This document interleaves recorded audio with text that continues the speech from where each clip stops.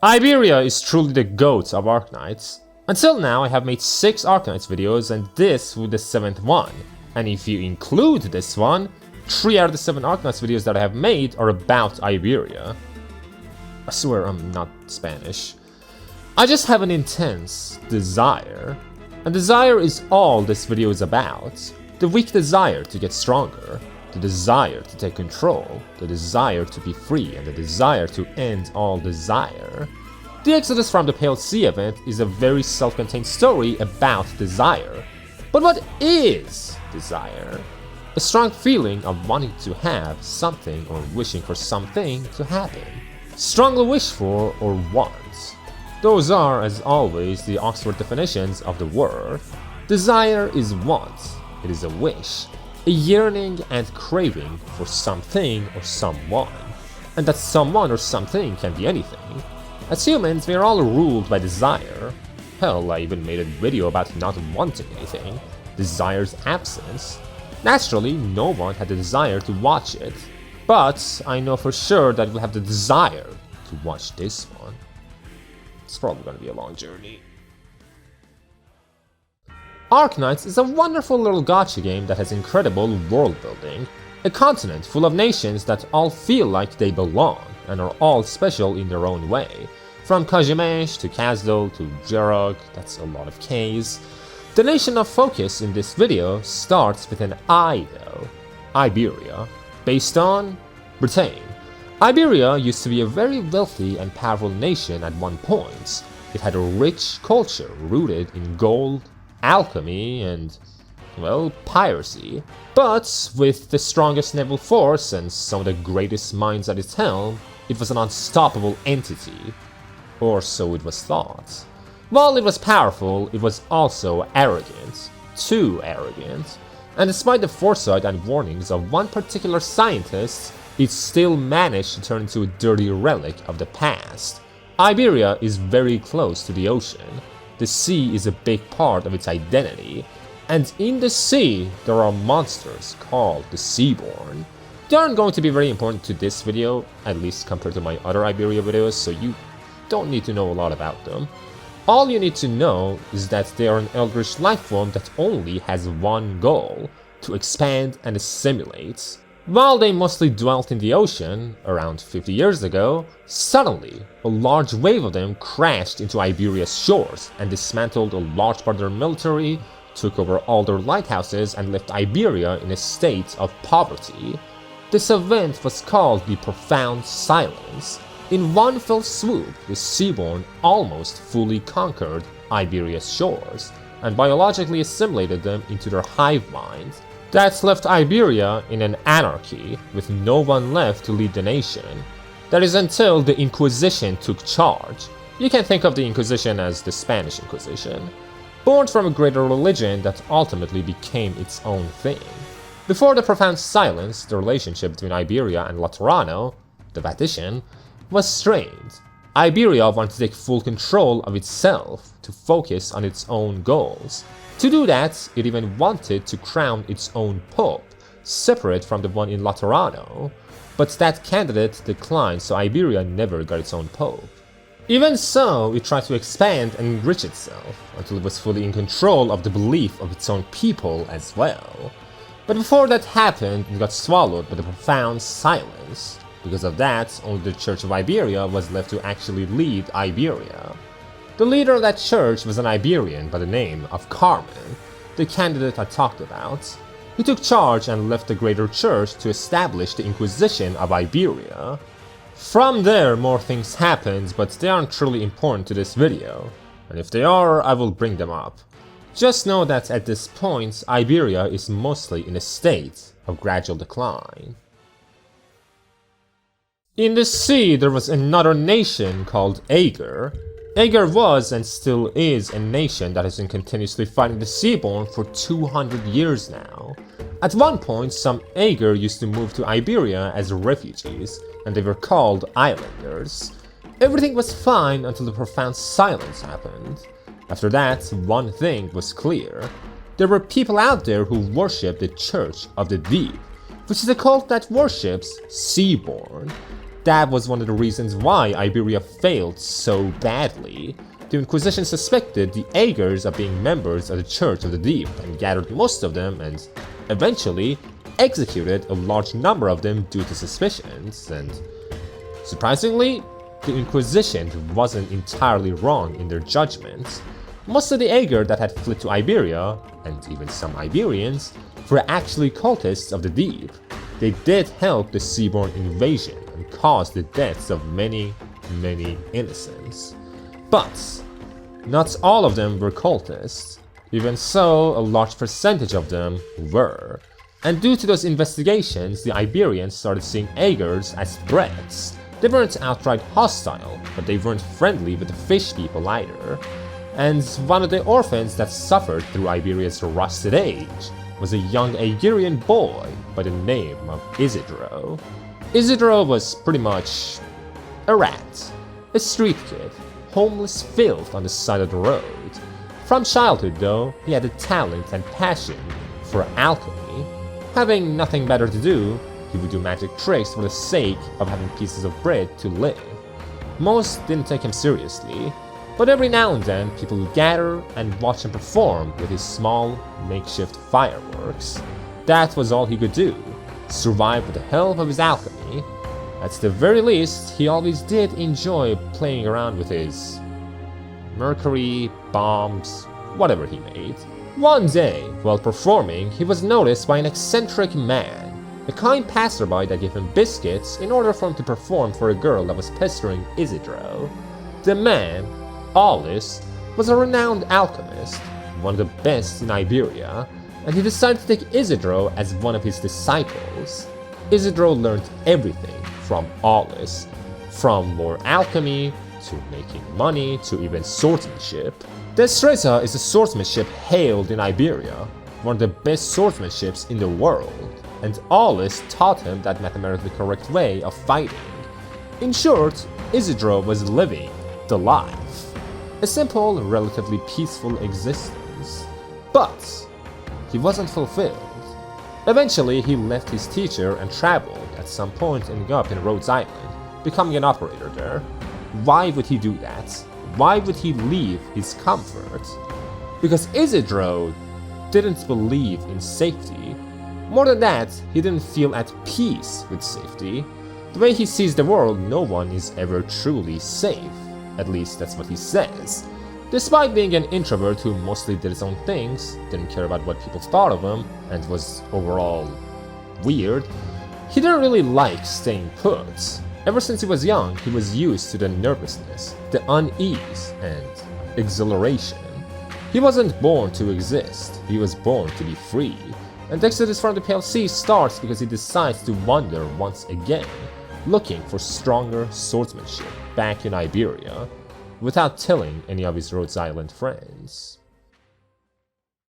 Isidro's adventure eventually takes him to Mar Polido, also known as the Salt Flats, the Pale Sea. But the sea doesn't house any liquids, it's only pure salt, a white sea of sodium, with the skeletons of whatever poor creatures had died there. Even so, because Arknights' physics are just different, I guess, the Salt Flats can actually work well with certain light boats, mostly belonging to pirates. Even if they're board of wood, you can surf across the white sands, which is what Isidro does. That is until he suddenly hears a rumbling from below, and as the ocean parts, he sees fins. Next thing he knows, he's flying through the air. Half his ribs are broken, the other half are obliterated as he lands, leaving him passed out. Thankfully, the saltfin, salt flatfish, was just mean and left him after bullying him. And after an unspecified amount of time, Isidro is spotted by a young girl that goes by Pasquala.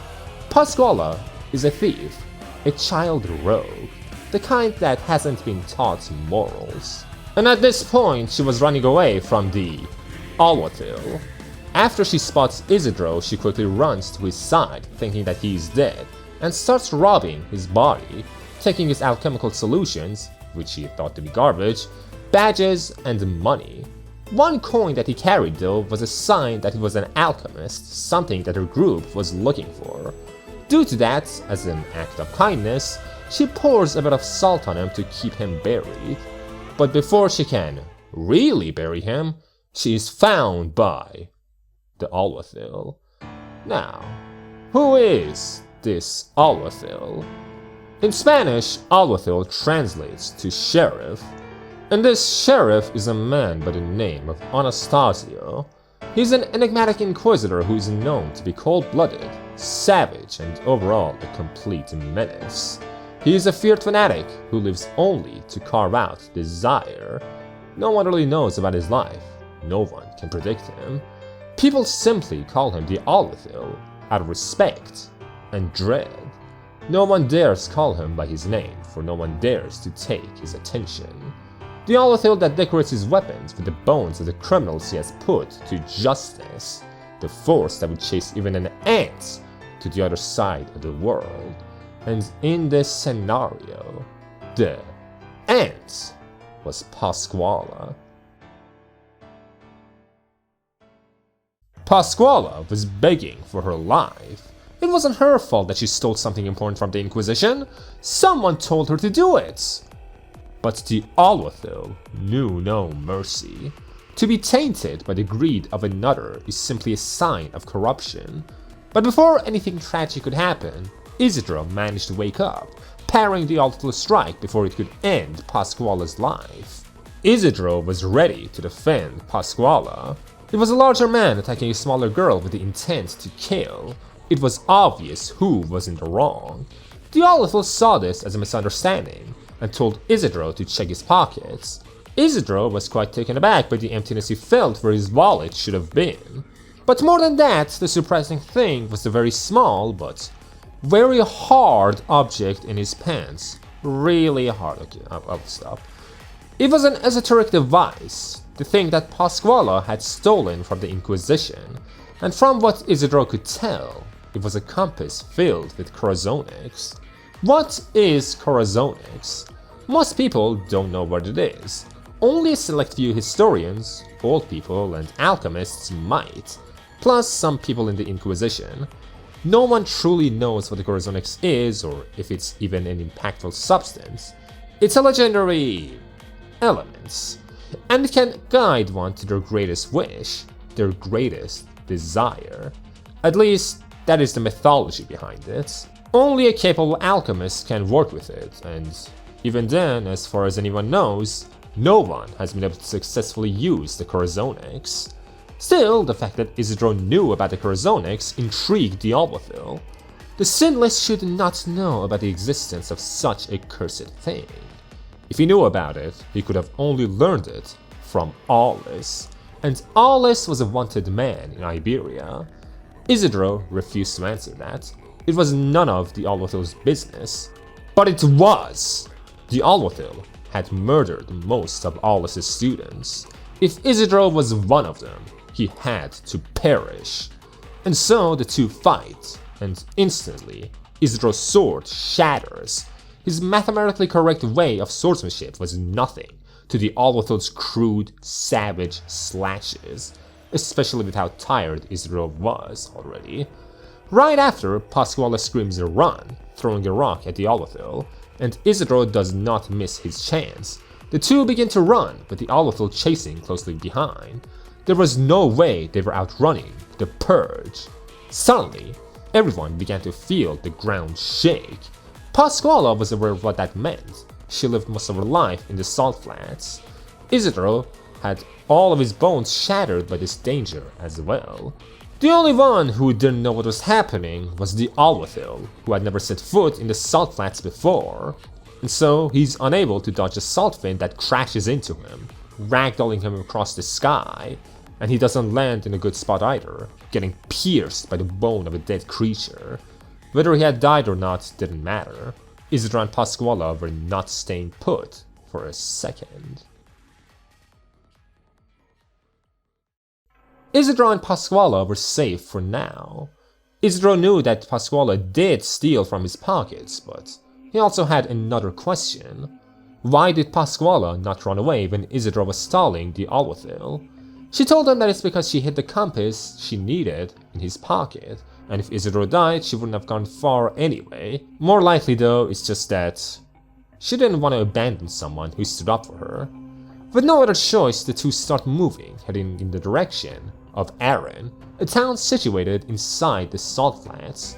Before the profound silence, Arran was a rather wealthy settlement. It had a steady supply of crops, was placed in a good safe area on top of a mountain, and was generally a nice place to live. That is of course until the profound silence. After that tragedy, Arran was flooded, lost his agricultural viability, and got surrounded by the salt flats. The way I understand the lore is that the salt flats weren't a thing before the profound silence, or at least weren't as expansive.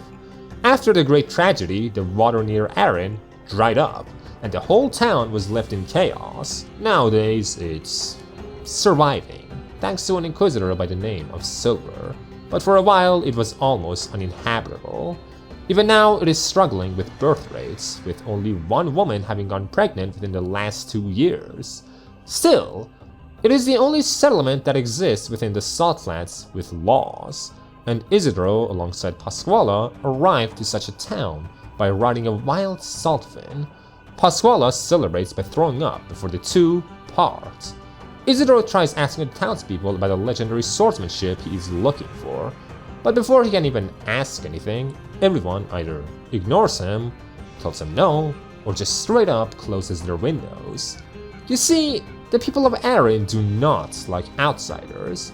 After the profound silence, it was the pirates that tried to bring harmony to town, or at least they promised. In reality, they took advantage and used the town for their own benefits until the Inquisition arrived. So, no one wants to talk to Isidro, because not only is he an outsider, but he's also an Ager. Back in the Mar Polido, the blood of the Alguacil attracted all sorts of cretins, bugs and beasts looking to sate their hunger. But it's not time yet. The Alguacil stands up and starts walking, not even twitching or acknowledging his own pain. He still has work to do. Until desire was ripped out from the world, he had no right to sleep. Pasquala manages to regroup with some of her friends spying inside the town. If you didn't guess already, she is a pirate. Leaving her aside, Isidro is forced to go to his roots and sit around with his kin, a homeless man. Thankfully, this homeless person is much more receptive to him than the average person from Arran. He asks about the fighting style that can fight against the wind and waves, something that pirates came up with. Isidro has simply been dissatisfied with his own swordsmanship, nothing more. They make small talk, and the homeless guy tells him that he should have come years earlier. There was a guy that would boast about the same thing, but he is buried now, along with his journal. So, of course, once it's nighttime, Isidro goes grave robbing. From the delicious little corpse, he picks up a worn diary, ineligible due to all the salt it rested with. And in that moment, he gets spotted by a cleric of the Inquisition. He gets accused of being a cannibalistic freak and subsequently detained. In another part of town, we have Silver, the man who has been leading the town of Arran to a livable state. He is a respected calificador, which basically means he is the mayor. The way he managed to quell the chaos was through banning most sins. No drinking, no gambling, no excessive desire. Through that, he managed to control the town of Arran. Nowadays, he has been much more lax about his rules though, letting people indulge more now that he has no reason to fear Arran. The one person that managed to get pregnant the last 2 years is a widow, and the only doctor in Arran is an old senile woman. So, Silver went to fetch her. Suddenly, a cleric shows up and tells him about Isidro. Silver was pretty distraught because he didn't think the town would go back to cannibalism again. Yeah, Arran was a bit wild in his younger years. The cleric tells him that must be because Silver has been less strict, but Silver thinks differently. Still, he doesn't say anything and says that he will manage the sentencing. The next day, Isidro is tied up in the town square alongside Pasquala. Apparently, she tried to pickpocket the wealthiest looking man, which was Silver. Oops. And both were about to be executed for their crimes. But just before Isidro is hanged, him and Pasquale get saved by a bunch of pirates. Silver quickly orders the evacuation of the citizens, which gives the pirates the opportunity to catch Isidro and Pasquale. They all run towards a cliff with nowhere else to go, other than down. So, Isidro picks up Pasquale and jumps down the mountain while holding her. Thankfully, there was a soft cloth on a ship ready to catch them.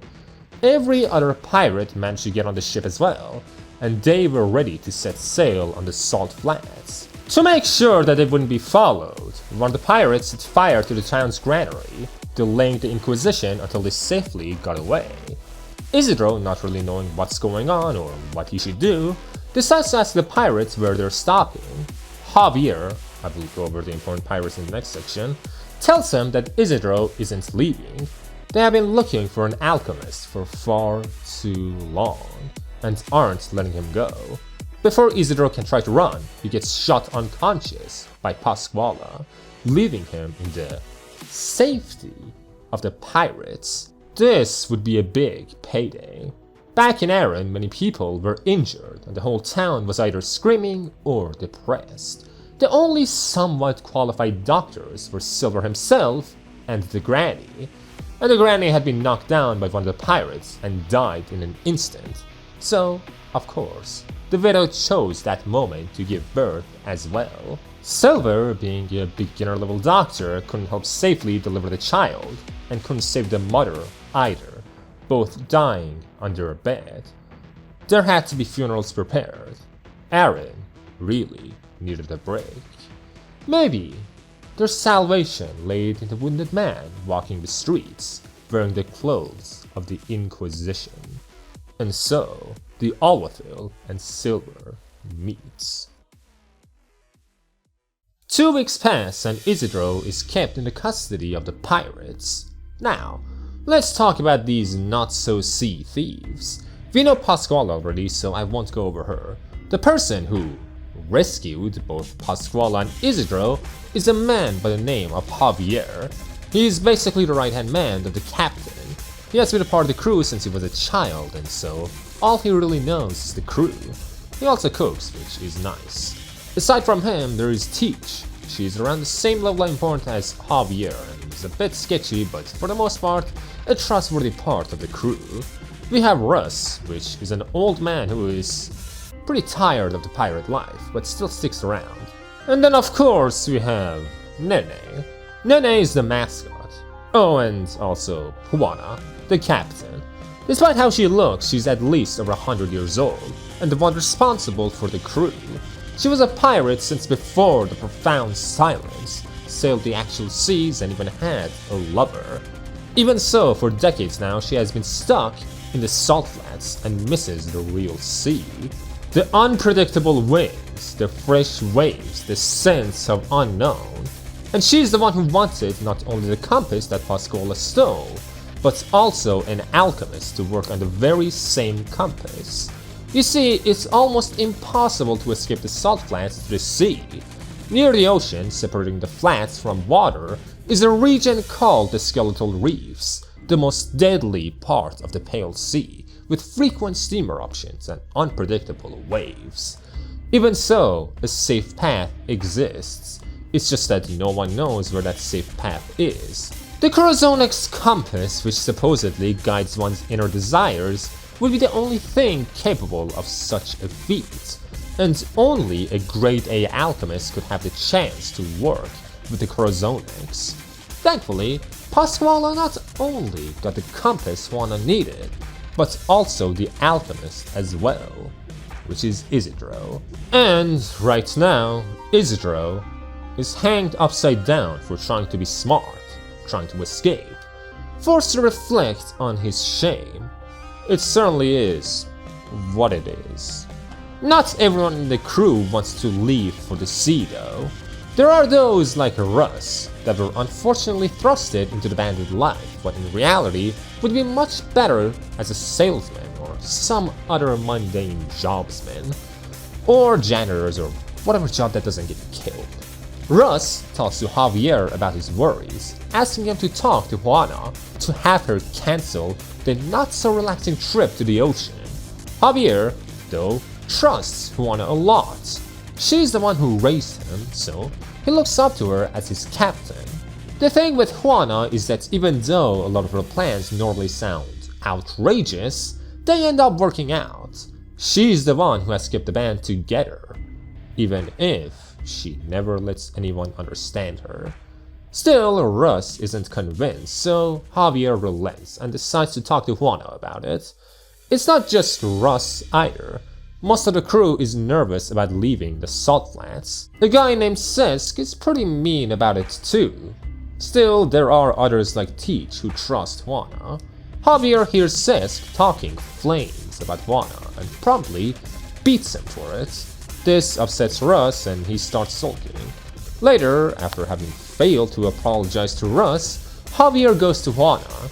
He wants to know more about what Juana thought. And the way Juana sees it, the Salt Flats cannot keep the fleet together for much longer. The salt fins have been becoming rarer, the Inquisition is getting more intolerant of thieves, and meanwhile, the ocean is rich in resources and treasure.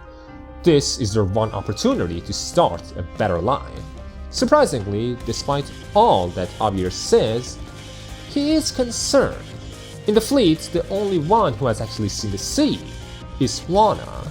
Someone like Javier only knows the Salt Flats, and from what he knows, the Salt Flats used to be pretty fertile soil before the Profound Silence.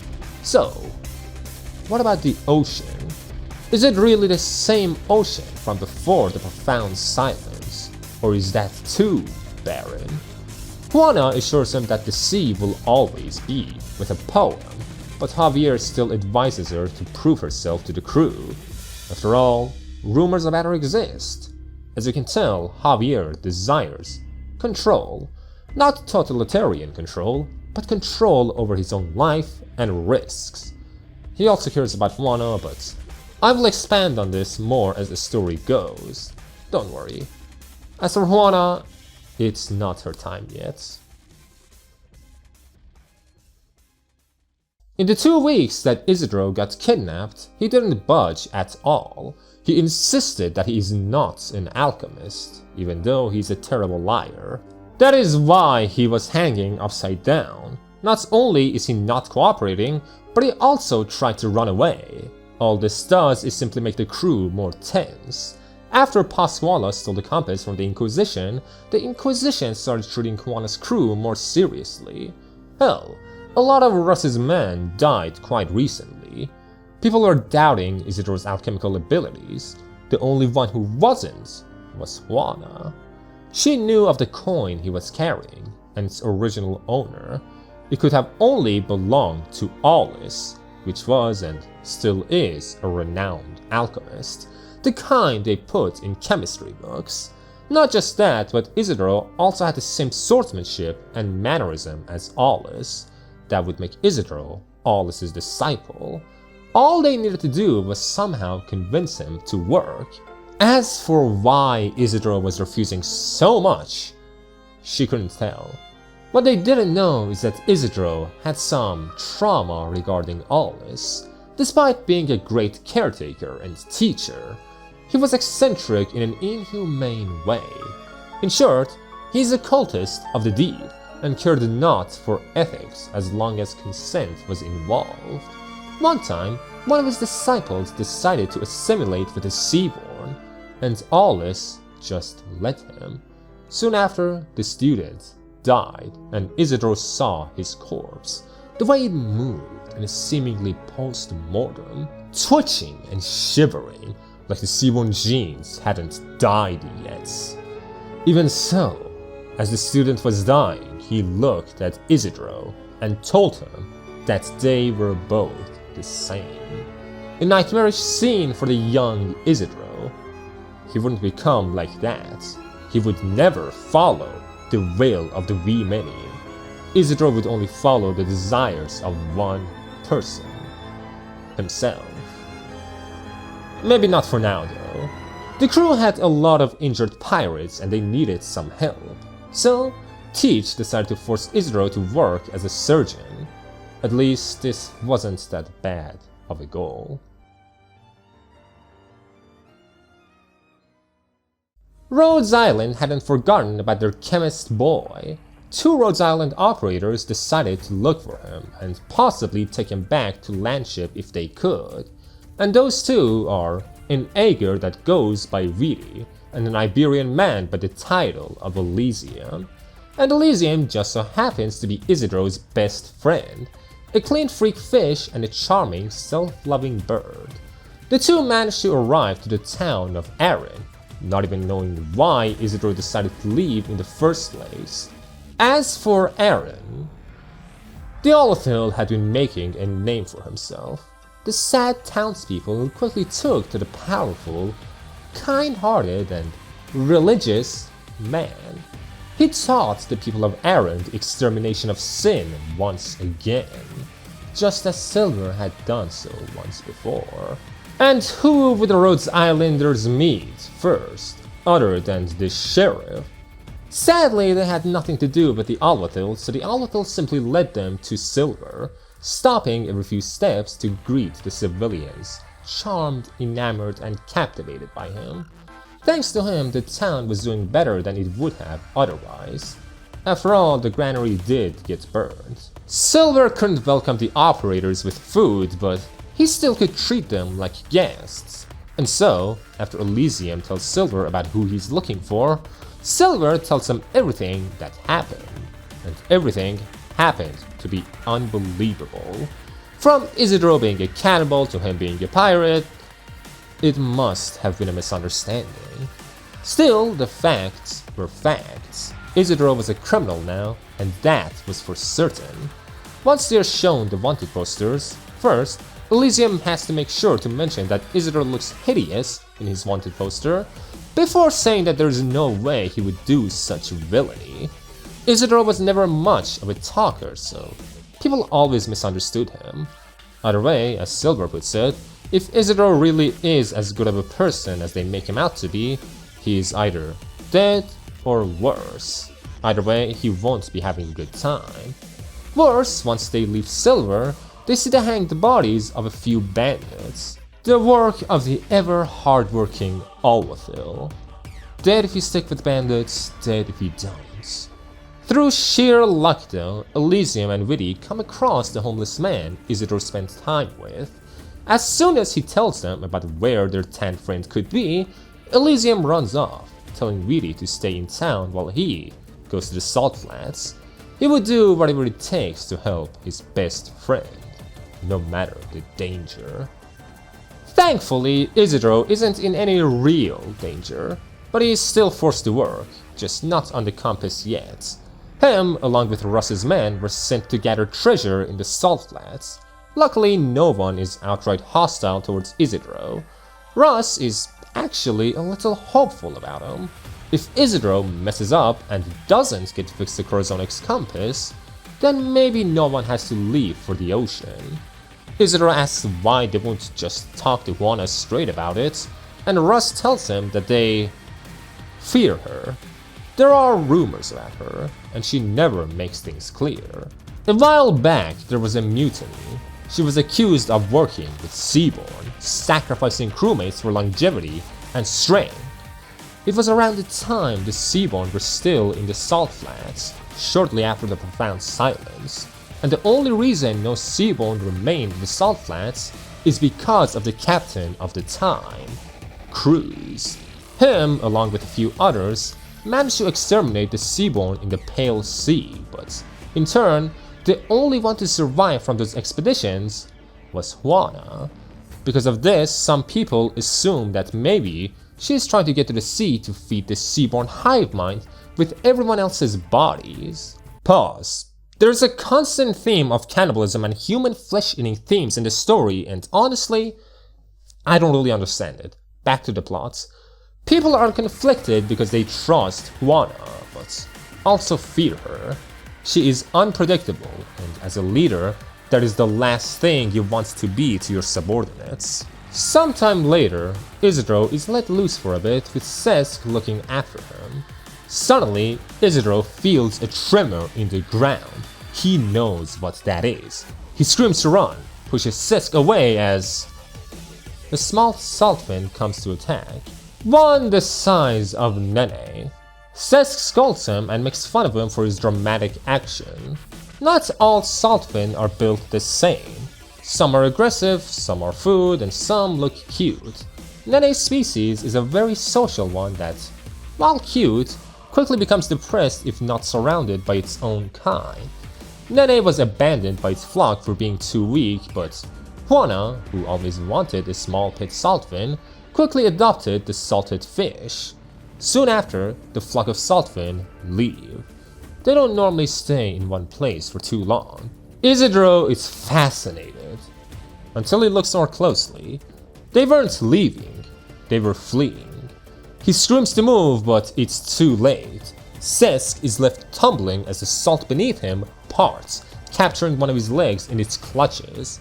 Isidro holds onto him, but doesn't have the strength to really help. Luckily, the giant saltfin leaves right after, but Cesc's leg is left stuck, bruised and scarred inside the hot sand. This is the perfect chance for Isidro. The person meant to watch over him is half buried in the salt. He can run. He can leave. And he does. But not for long. Cesc's leg would have to be cut, otherwise he would die. But only a surgeon could precisely cut his leg well enough for him to live. And Isidro knew that. He also knew that he was the most qualified person to help Cesc. So, he runs back and performs a surgery on the wailing, scared pirate. Isidro isn't a great surgeon, just a good swordsman. He could cut Cesc's leg cleanly, but nothing else really. Still, Cesc would live. He had to leave his leg inside the sands, but he would live. The stunt he pulled with Cesc made Isidro much more popular inside the fleet. At the very least, Russ was a big fan of the boy, to the point that Russ asked Juana to let Isidro in on hunts more often.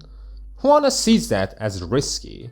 Isidro could run off at any moment, but Russ doesn't think so. For one, they really need someone like him. Everyone is miserable and Isidro would help out a ton if he was more involved. Another thing is his character. Leaving Cesc to the side, he had never met Pasquale before, and yet he had helped the little girl until she was safe. At the very least, he wouldn't let them suffer. Juana reluctantly relents, letting Isidro become an honorary member of the crew, and Russ would help him. Going to Juana, her interactions with Javier have been getting more and more tense. Javier simply is not convinced that the ocean is their salvation. He wants to believe Juana, but can't make logical sense out of her words. Juana, meanwhile, is obsessed with going back to the sea. The sea sustained the entirety of Iberia's golden age. On the other hand, she and her current fleet are no more than common bandits, and yet they're struggling and starving. She believes that the fleets are too barren. Javier believes that the ocean is too dangerous. The seaborne might have been eliminated here, but the same cannot be said about the ocean. Even so, it's not like the flats are sustainable. Juana decides to be honest and tell Javier about how the flats are breaking apart. Its ecosystem is collapsing. Less and less saltfin have been appearing and the few rivers underground have been drying up. Under no circumstances can Juana's crew survive in the salt flats. As for why she didn't talk about the collapsing ecosystem, she thought it would cause panic. Back to Isidro, he has been getting pretty busy with the hunts. Being bored, he decides to confide in his worries with Nene. It's not like he doesn't want to help. When he was a kid, a beggar taught him some tricks which he had found to be fun. It was only after meeting Aulus that he realized that those tricks were alchemy. He found the subject fascinating. Through it, he got both praise and acknowledgement. He was more than a street urchin. That is until Aulus told him the true nature of alchemy. To work, and work and work and to never stop. No matter the case, no matter the circumstance, all to reach your desired outcome. Beyond concern, beyond ethics, only the desire for knowledge, which is why only alchemy could be used to sail the seas. The ocean demanded such qualities. What Russ and a lot of the other pirates want is peace, it's comfort. The Corazonix compass is not made for such things. Even so, part of him can't help but wonder, are the legends about the Corazonix true? Can it truly guide you to your greatest wish? If so, if he studied it, could he figure out what it is that he wants? All he knows is that he doesn't want to do as others say. Everything he does because he wants to. But in this scenario, ultimately, what is his wish? The Alguacil abhors desire. He despises all those who indulge in sin. He is a man filled with only hatred and determination. But the thing he hates most is something else entirely. In Aaron, he has been performing his duty rather spectacularly. Even Silver praises him for his work, even if his methods are a bit radical. At this point, Silver still doesn't know what it is that the Alguacil is looking for. So the Alguacil brings them up to speed and tells them about the compass, a corrupted relic that can only bring ruin, the symbol of evil, a guide to one's deepest desires. Anyone who relies on such things can only become a monster. Even if they want to stop, even if they want to change, they won't. Desire corrupts, want is evil. It's a simple truth. A truth that the townspeople were more than happy to believe in. Likely because someone had taught them beforehand. Silver admits that he was the one who first put those prohibitions in place. The Alguacil asks him why he stopped, and Silver responds by saying that there is no point. Aaron is barren. It refuses change, put in a stasis. They reject new technology, refuse to step outside cultural boundaries. Even when there is food, they refuse to fill themselves up, as to not fall into gluttony. His words didn't save the townspeople, it shackled them. The Alguacil reminds him that it was those rules that kept the town safe, and Silver retorts by telling him that times change, but time never changes. The deepest desires of the heart should never be probed, not by anyone, not ever, never. Still, the Inquisition had a job to do. They knew of where the pirates were going, they had info on one of their plans, so the Alguacil and Silver stand in place, ready to ambush those lowly bandits. Silver looks back at the Alguacil and tells him that after this ambush, things will improve in Aaron. They will get access to the salt flagship technology that only the pirates have, and they will have more food, supplies. This is going to be Aaron's big break, the first step towards rebuilding its golden age. Silver could see it, a prosperous Aaron. A shame he couldn't hear the thoughts of the Alguacil. Juana decides to join the latest hunt. Her, Teach, Javier, Russ, Isidro, and a bunch of other pirates were ready to capture saltfins. What they didn't expect though is to find the largest saltfin they had ever seen, a leviathan big enough to feed everyone for weeks. At first, Javier was supposed to chase after it, but Juana decides to hunt herself. She was the only one capable of killing this giant, and it was mad. It had the capacity to destroy the whole crew in one go. Ross urged Javier and Teach to turn the ships around, but they didn't. Teach said no while Javier hesitated, before following Teach's line of thoughts. They needed the saltfin if they didn't want to starve, and it is only after a lot of complications, it running away injuring Juana, everyone's screaming, that Juana finally manages to claim the thing as her prey.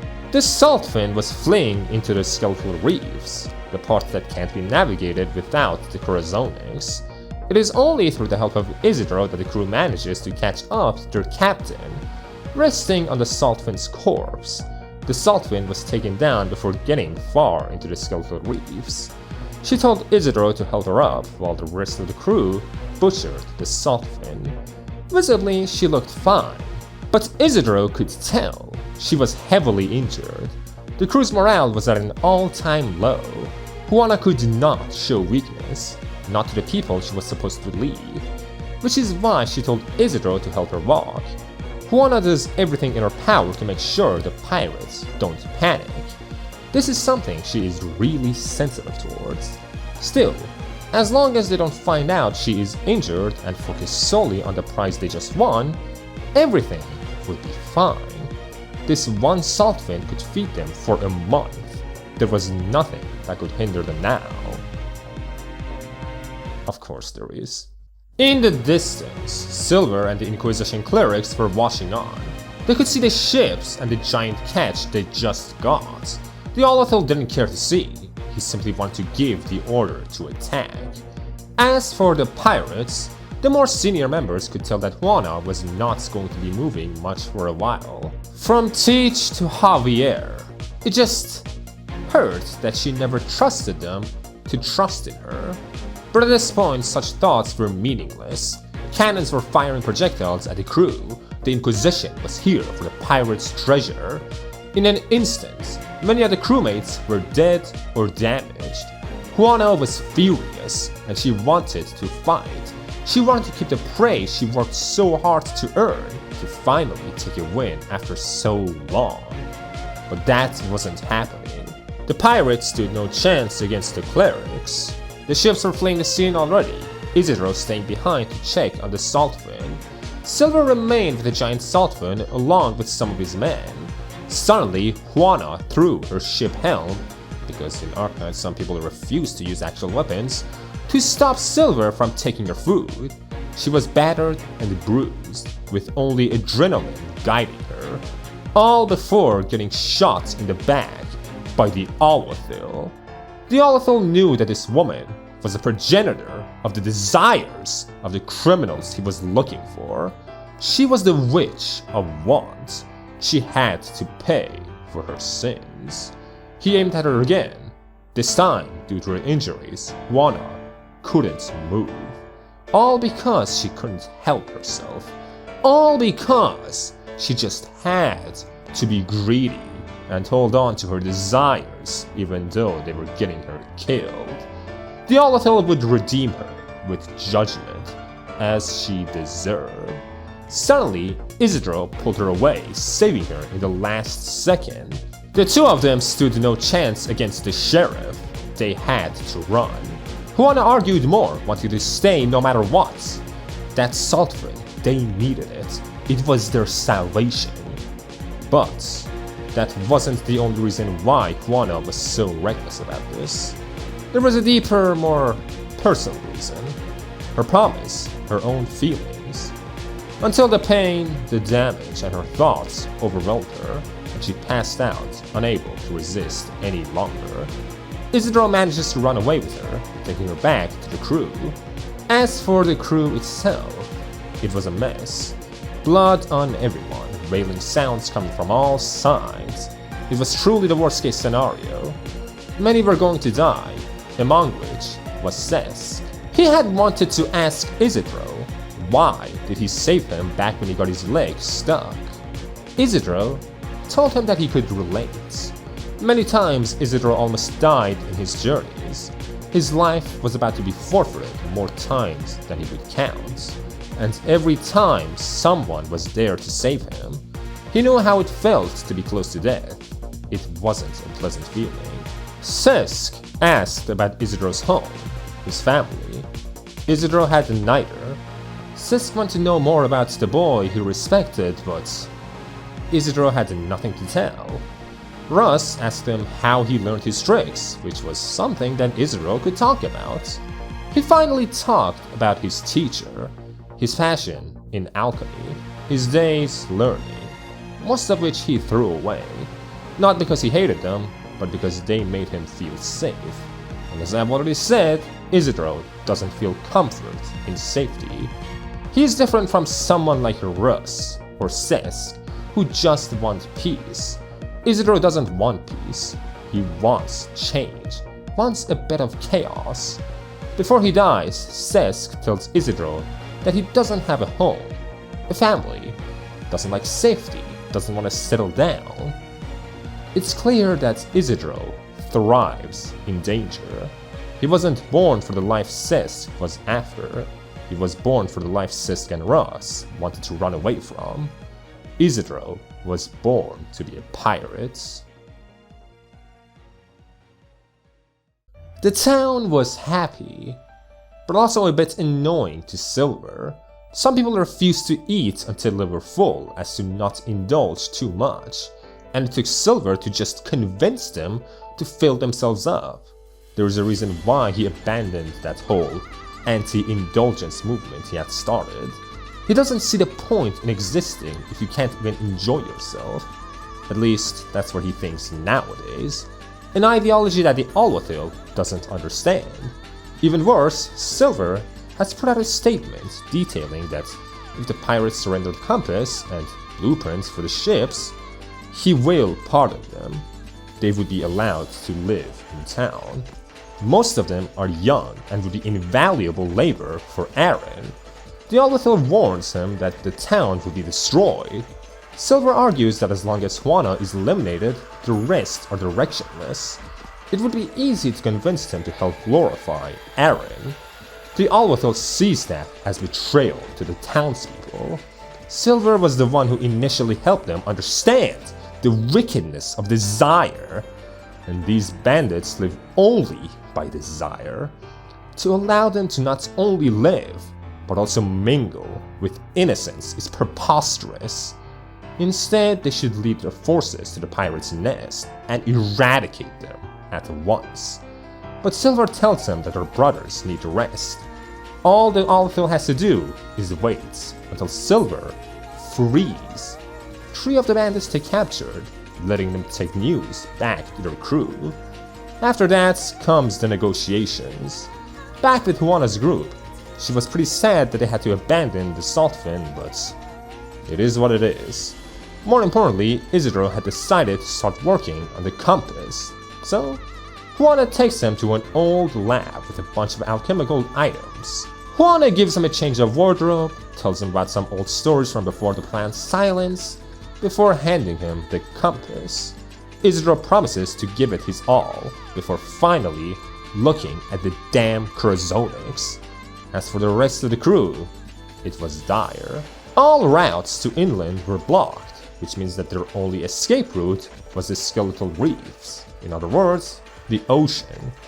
At least, as far as Javier and Russ could tell at the time.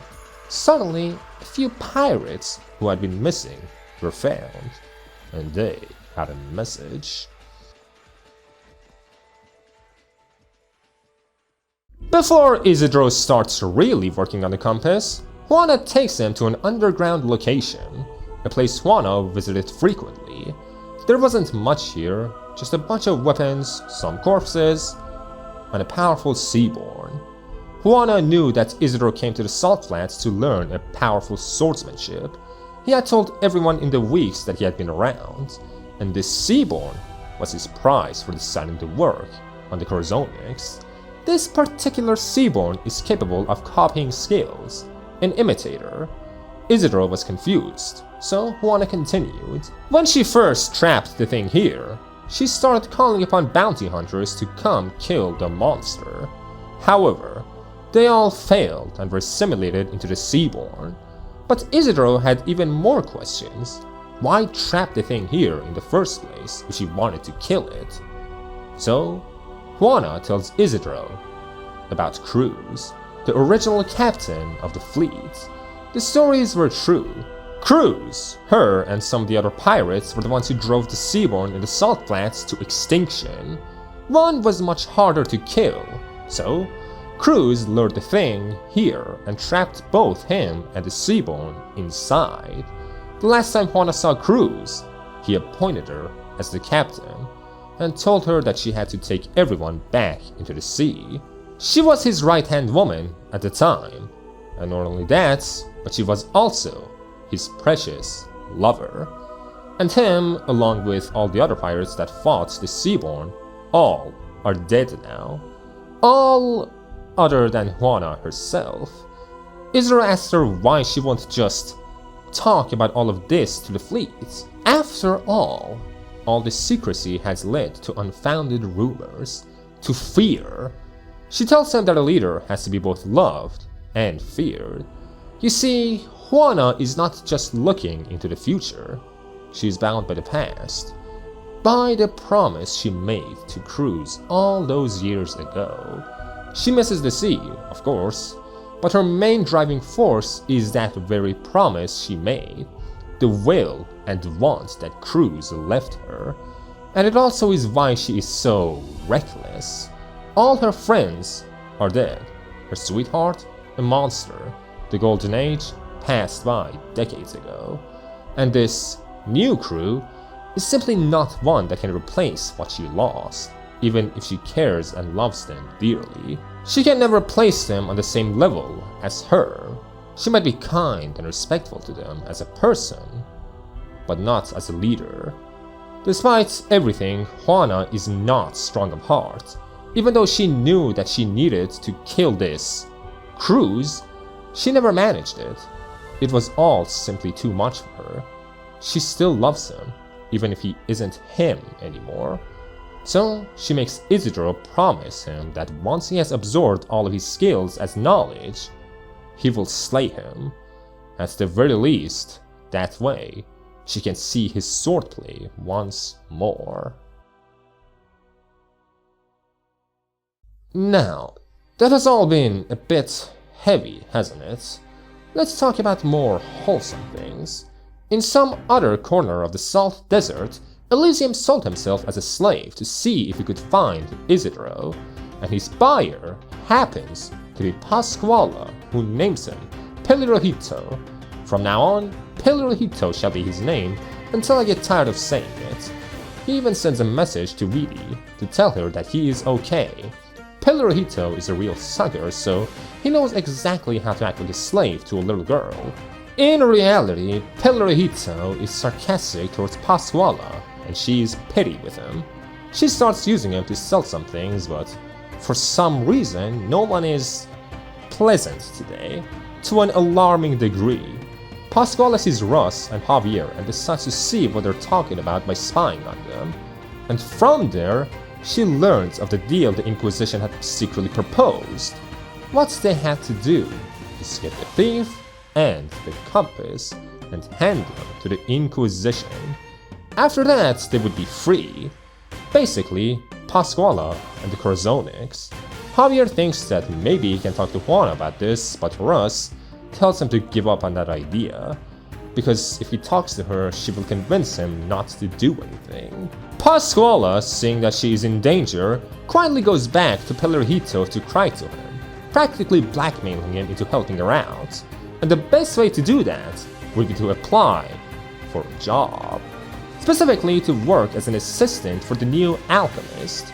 So they start running outside of a lab as more and more people go in, then get out of the room, sobbing with grief over the alchemist's harsh words.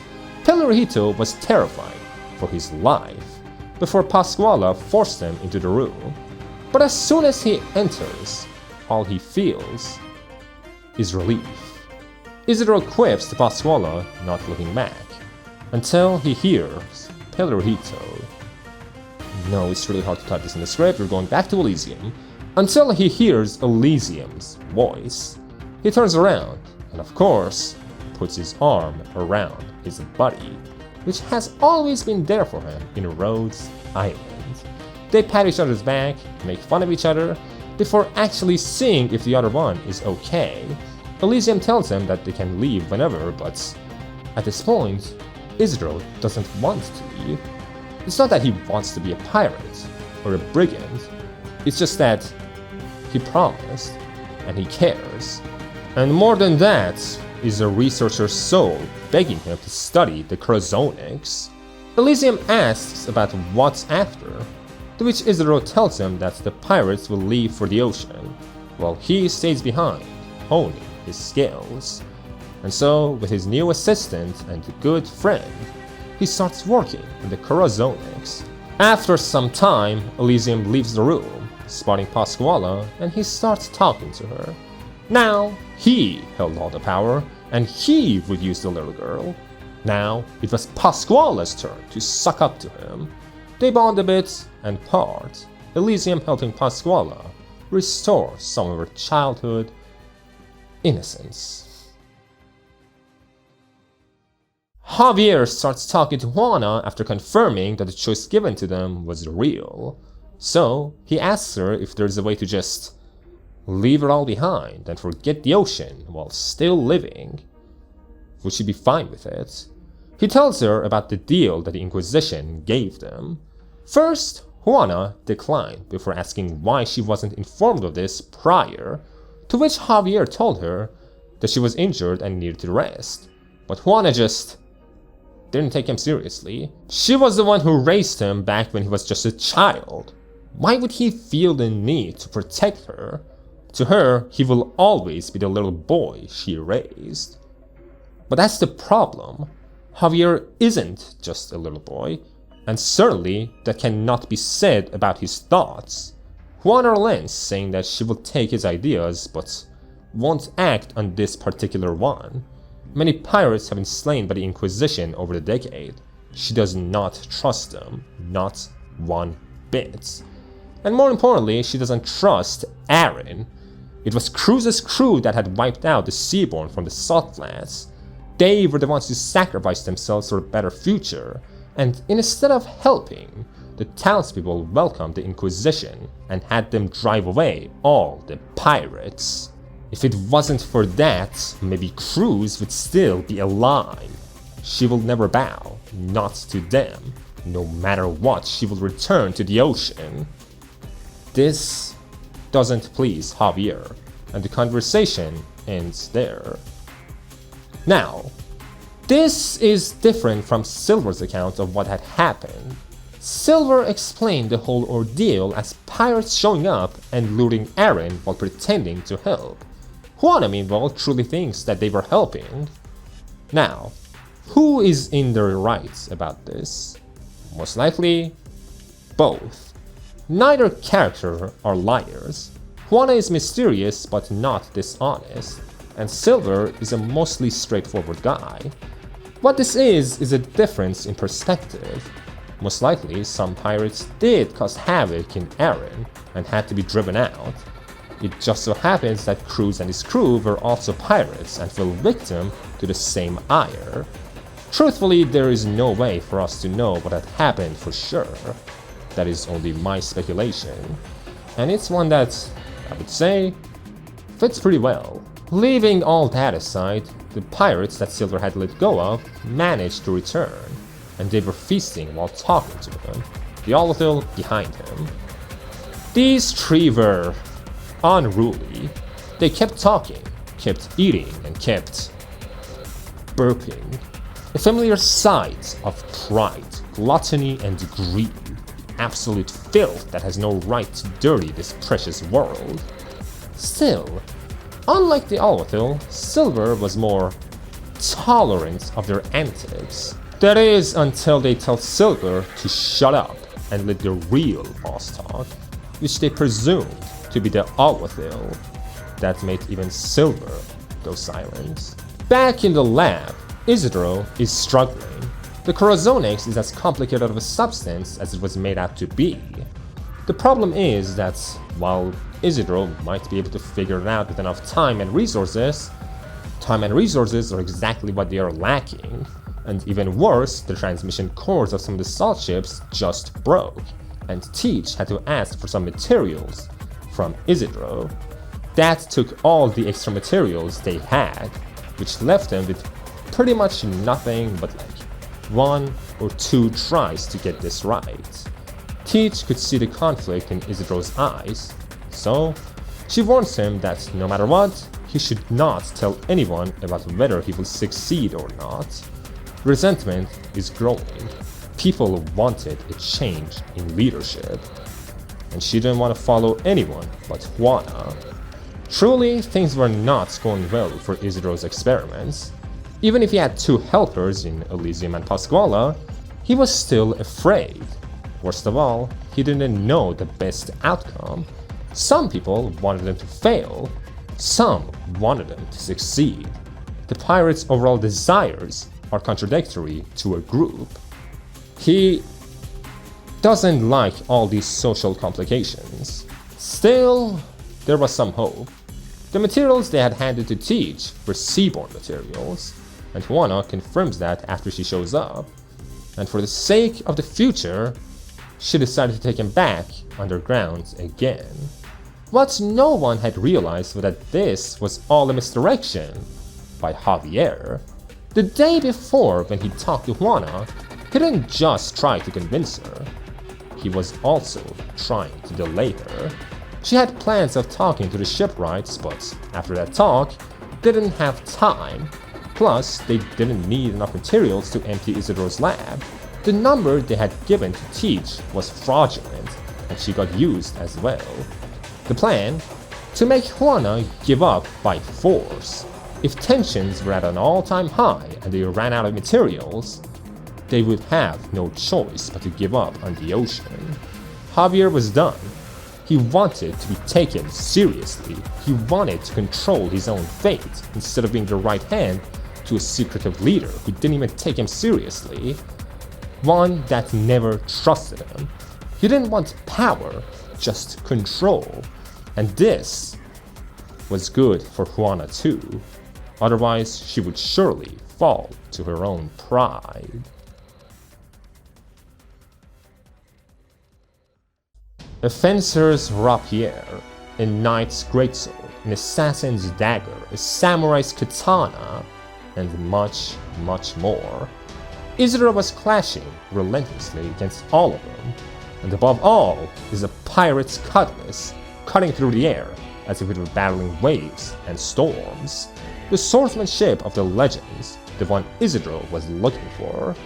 Outside, Juana was thinking, why wasn't she the one who was devoured? Ultimately, everything she was doing was Cruz's wishes.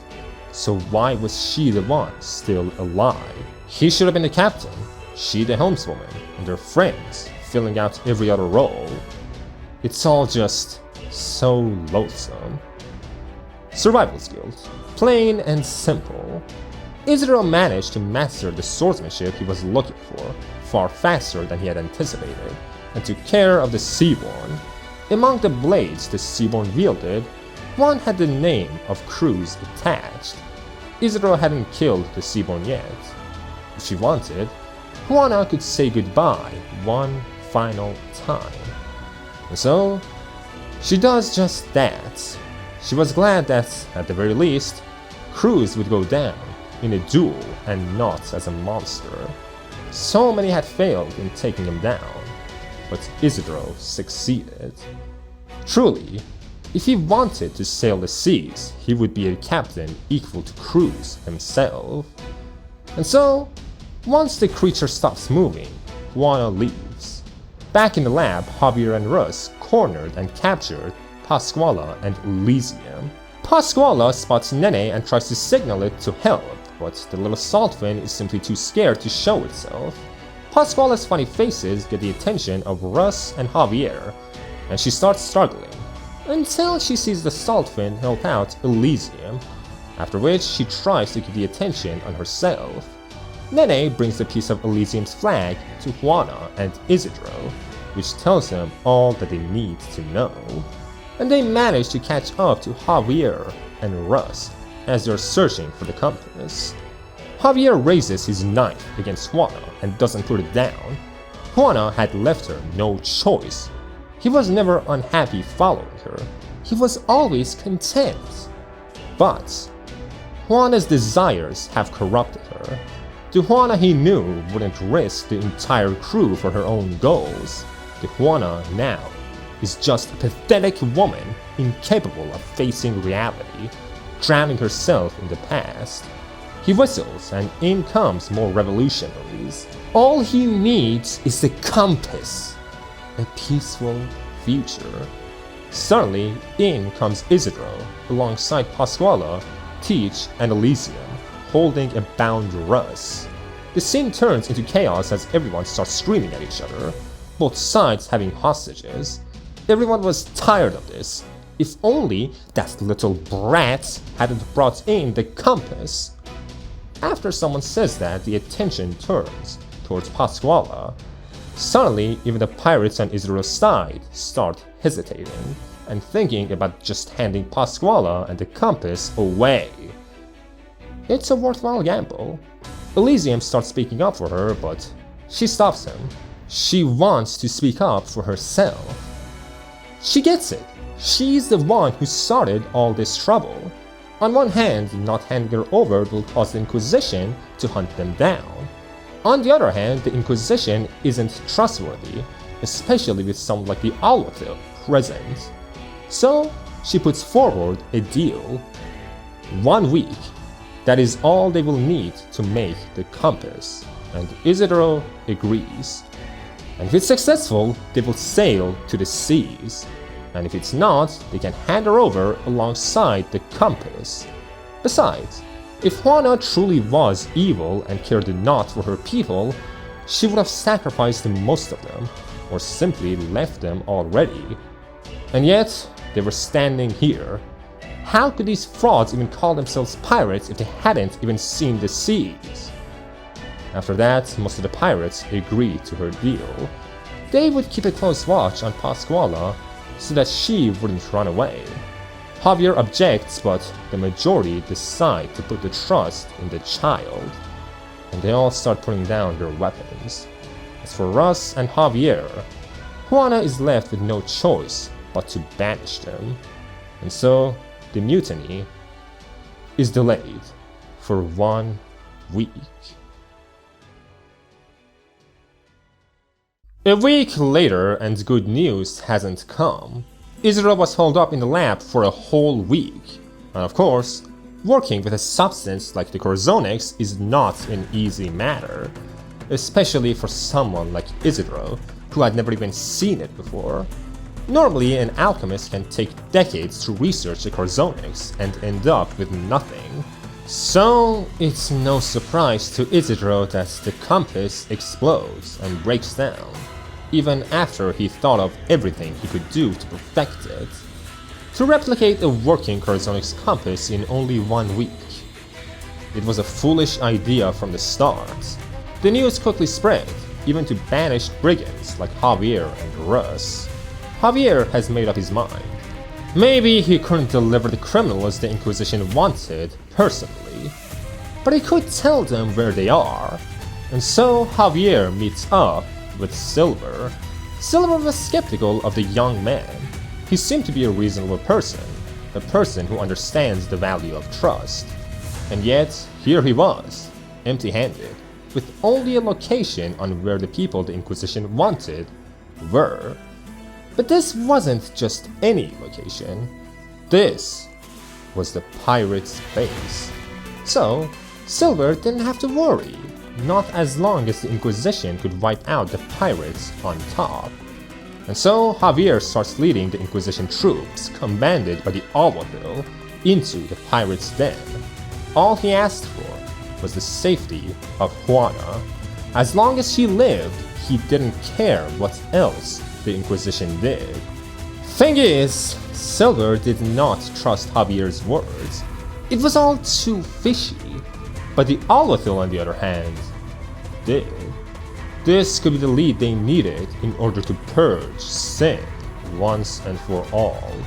Silver reminded them that they could not afford any more casualties and needed to take wins, more of them. They needed capable men and the ship blueprints for Aaron's future. But the Alguacil cared not for any of that. He was here to exterminate demons, and the location of hell was clear. Their blueprints, the capable young people. they would all be burned and put to the torch.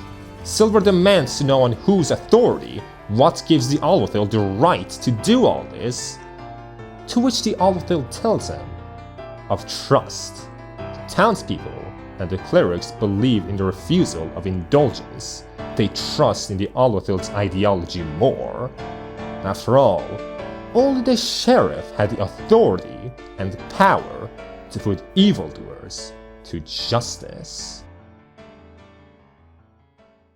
Juana had to help Isidro, Elysium, and Pasquala escape.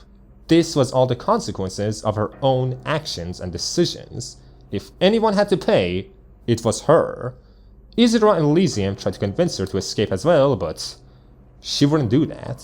Even if the crew turned its back on her, she wouldn't abandon them. She wouldn't let go of the promise she made to Cruz. Before leaving, Isidro gives Juana the compass. The Corazonix compass that should have been destroyed was perfectly safe in Isidro's hands. Truth is, Isidro knew that his odds of success were nigh impossible. So, to limit the possible damage, instead of trying to work on the Corazonix, he tried to replicate it. And if he was successful, that would mean that he had enough understanding to actually work on the compass. In the end though, he failed and only managed to explode a worthless replica. Now, if somehow Juana comes across a better alchemist, she will have a chance to make use of the compass again.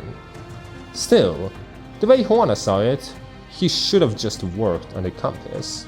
Even if the odds were 1 out of 1,000, she would have bet on it. Still, at the very least, the Corazonix was still safe. After she left them, Elysium called Vidi to pick them up. Isidro's journey wasn't over yet, so he didn't want to return to Rhodes Island. As for Pasquala, Elysium convinced her to join him for a bit. In other places, more parties were getting ready. Silver had no choice but to let Alguacil lead the charge. The clerics were indeed on his side. Juana also made Teach hide away some of the pirates that were still loyal to Juana. They might get scrutinized by the rest of the crew otherwise. As for Isidro, he's frustrated. He feels as if he let a lot of people down. But he doesn't know what he did wrong, or if he even did anything wrong. He feels lonely, but he also just bid farewell to his best friend. Perhaps Elysium and Vidi would return to Rhodes Island and go on their next mission. As for him, he would continue his journey alone. Nothing wrong with that. No attachment, no responsibility, no desire. But that was the problem. He did have desire. He was frustrated and was still aware, so full of thoughts. Even so, what could he possibly do? And of course, once the Inquisition arrived, Javier first took Juana under his wing so that no harm would come to her. That was his deal after all. As for the rest of the pirates, they were getting slaughtered like pigs by the Alguacil and the Inquisition. They were killing, burning, and ravaging the base with no mercy. Their only other goal being to locate the compass.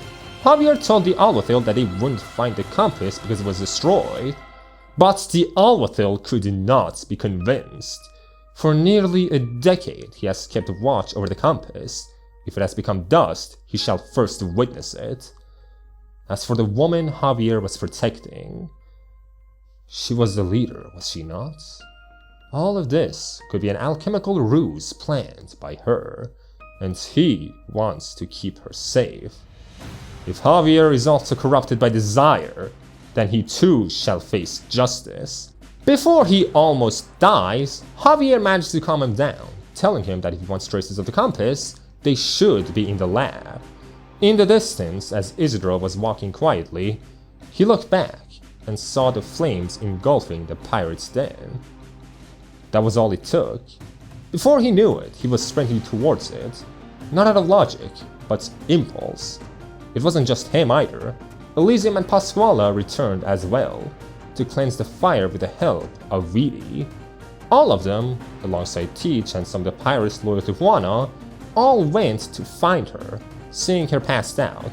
She was drugged and left alone. Presumably, Javier was still with the Alguacil. Now that a small crew was forming, they needed to escape. Fighting wasn't an option at this point. They needed a ship, and the best one was the oldest and least guarded one, the La Conquista, which had sailed the seas before. Sneakily, they managed to board the La Conquista as Javier was still helping the clerics find the compass. Before they had to leave, Isidro needed to retrieve something from the lab. And who would he run into other than the Alguacil, who had deduced the roots of Juana's desire? The ocean. With a ship that could still sail the seas, there was no other answer. Once again, Isidro was face to face with the Alguacil. Isidro told him that the compass was no more, but the Alguacil knew better than that. The black mud on the ground was fake. Lies held no value here. The compass had to be retrieved.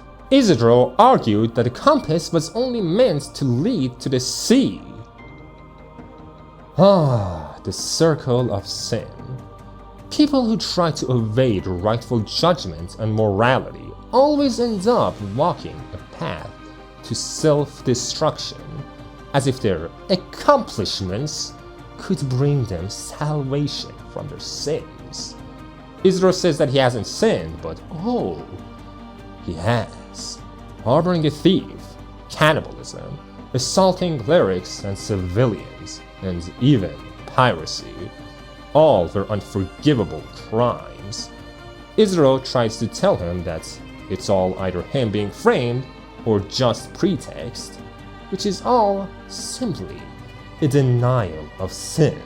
You see, once, even the one and only Alguacil was a sinner, but he accepted his sins. He discovered atonement. His life was born from the evils of cannibalism. His very essence is sin. He simply is unworthy of the liberation that is death. But people who were once pure and innocent, they deserve the embrace of death. They have the right to eternal freedom, and the Alguacil had to bless them with that freedom. Isidro must have been still on the ship. The lab was inside it. So, without waiting anymore, Juana gave the order to flee, not knowing that they had a killer loose on the ship. Isidro could do nothing to hurt the Alguacil, even with his strength and swordsmanship. Even so, he had an advantage, the lab itself. And so he did what he does best, blow it all up. With that, the Alguacil is thrown out of the ship, with Isidro barely managing to escape the explosion. Hopefully, that would be the end of the Alguacil. Still, now only one goal remained, to travel the Skeletal Reefs. They couldn't stay in the flats anymore. Even if they can't navigate the reefs, they can still try to gamble on it, at least skirt around the edges. From the burning pirate base, Silver and the clerics saw the explosion. The Alguacil was still on that ship, so he must have been hurt. They needed to rescue him. But Silver stopped them. There was no way someone was surviving such a devastating explosion. The clerics tried to argue, but Silver didn't let them. He told them that they should not let the Alguacil's martyrdom go to waste. And now that the Alguacil was gone, plans were changed. All the pirates had to be imprisoned instead of killed, and the rest of the intact base looted instead of burnt. As for the crew on La Conquista, they were struggling outside of the reefs until Juana finally decides to do something she is good at, helming. And with her help, they managed to get on a more stable course. Still, things weren't looking pretty. The rest of the reefs aside, which they had to survive, they had almost no supplies and no way to keep warm. thanks to Isidro's explosion. In other words, they were screwed. All they could do was search the ship for anything valuable. The next day, at night, they were left shivering and hungry. Really can help cook, barely, but still a lot of effort with a lack of strong fire. At most, they had 3 days of supplies left, and Isidro, the capable alchemist, couldn't help with anything either because he had to work on the Corazonix. Worst case scenario, even if they did survive, they could be stranded in the reefs or even the salt flats without the compass. And after an unfortunate accident, the last of their heating breaks down as well, forcing everyone to huddle up. It is especially bad and scary for a child like Pasquala. She had lived as a pirate pretty much her whole life of awareness, but so much constant dread and despair is simply too much for her. If only she could sleep in her bed from her even younger years once again. The big house with her blankets, warm baths, food, all of the indulgences and desires a child needs to grow, to be healthy. And so, with thoughts of not wanting to die, she falls asleep. Elysium apologizes to Vidi for all the trouble as well. She really wasn't supposed to get into this much trouble, and even Elysium passes out after a bit. He was trained in communications, not survival. And of course, to make things even worse, Teach had a fever as well. Truly, things were dire. Before the end of the night, Juana tells Isidro of the ocean, and how she would like him to sail in her crew. He would make a good captain. Isidro opens his mouth, but in the end, stays silent. Silver safely got back to Aaron. Wood, hide, relics of the Golden Age. They procured a lot, but no food or water. Javier and his gang must have been desperate. And so Javier and the men with him, including Russ, now are pardoned. They would make fine privateers. For Silver, Silver gives a few more orders, making sure that the remaining salt ships are in good condition as well. The clerics had also found remnants of the Alguacil's clothing and left it with Silver. After that, finally, Silver had some time alone. He truly thought that the Alguacil, no, Anastasio would have saved them all. When he first appeared in Aaron, he was Silver's greatest hope. But Anastasio had never cared for anyone other than himself. Silver picks up the piece of clothing left with him and throws it into the fireplace before cleaning the desk. Anastasio never cared about Iberia, Aaron, or even the people. He could never understand the way that Silver thinks. From the most prosperous cities to the most humble of villages, all got scarred by the terror of the profound silence, and Aaron was no exception. Silver was the one who first saved this place. He devoted over half his life to Aaron. He stopped the spread of cannibalism when food was scarce, and he will be the one to save the town once again by using the salt ships to repopulate it into a better place. One not so barren.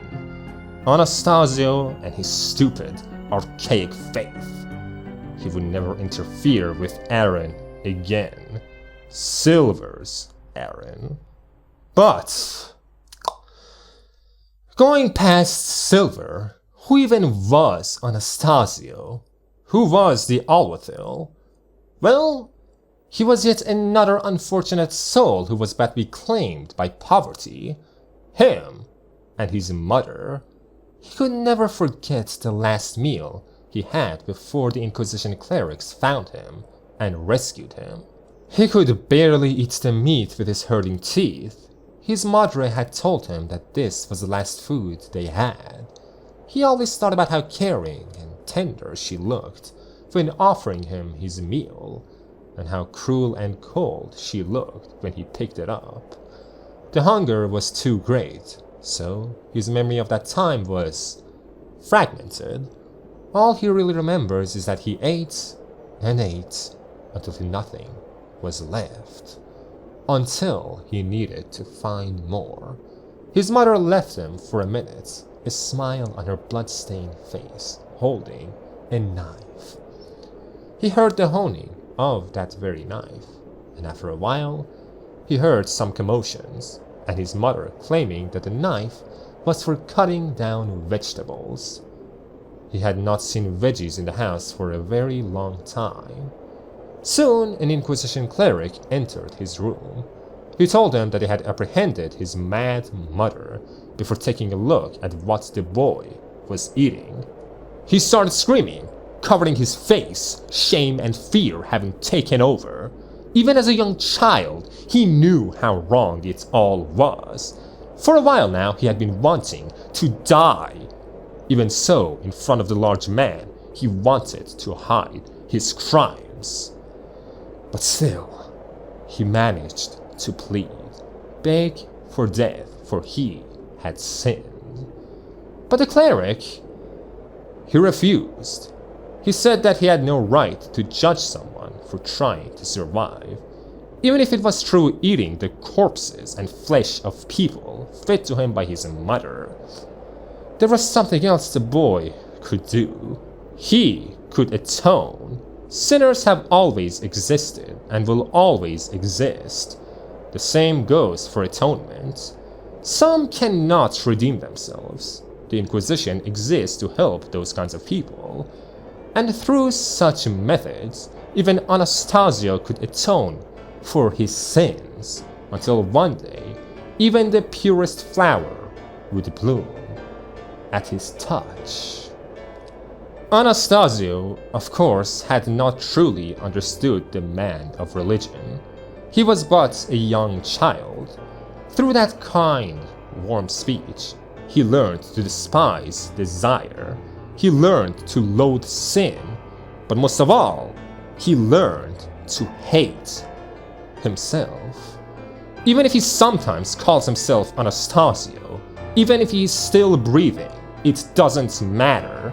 Anastasio had died that day. All that was left was a child with a desire to end all desire, and until he succeeded, he could not fall.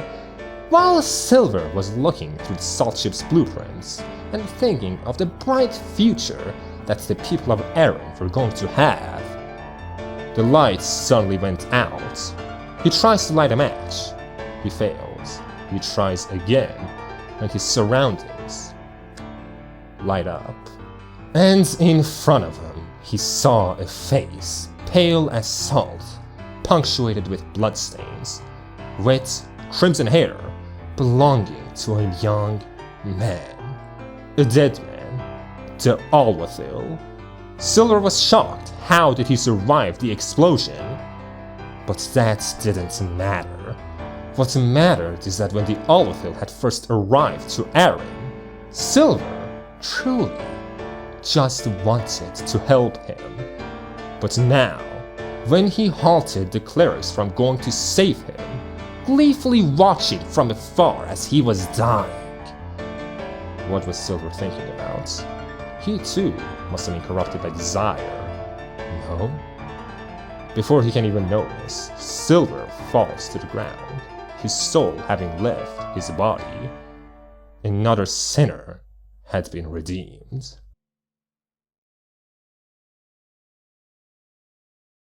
Some of the pirates that were pardoned really weren't used to such peace. They could barely sleep in comfort. The only one who could take care of them was Russ. The Alguacil spots Javier eating an old jerky and starts talking to him. From what Javier had said, he always wanted to be a cook. So then why was he not cooking? Were the utensils not enough? Javier said that's not it and tried to brush him off. But the Alguacil demanded to know. Javier tells him that when cooking, it's not the food itself that he's thinking about, but the people eating it.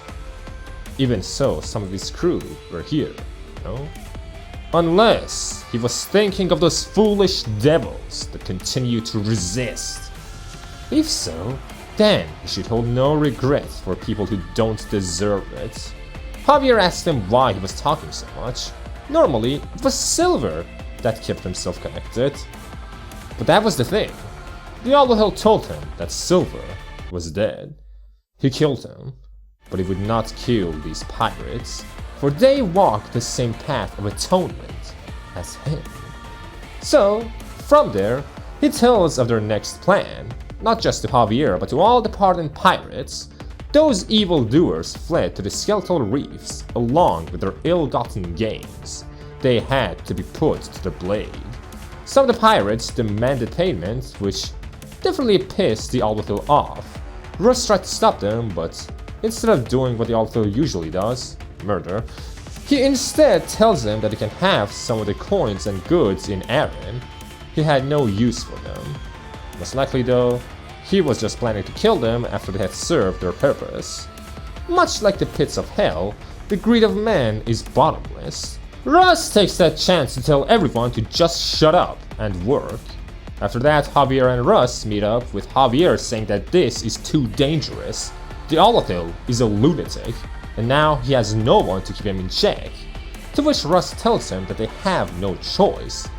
They need work, and they certainly don't want to aggravate the Alguacil too much. They should just do as he says. As for Isidro's group, things were still grim for them. According to Juana, if the Inquisition wanted to chase them, they could catch up by tomorrow morning. From there, everyone in the crew just continues to work. After a bit, the Alguacil's ships spot the La Conquista.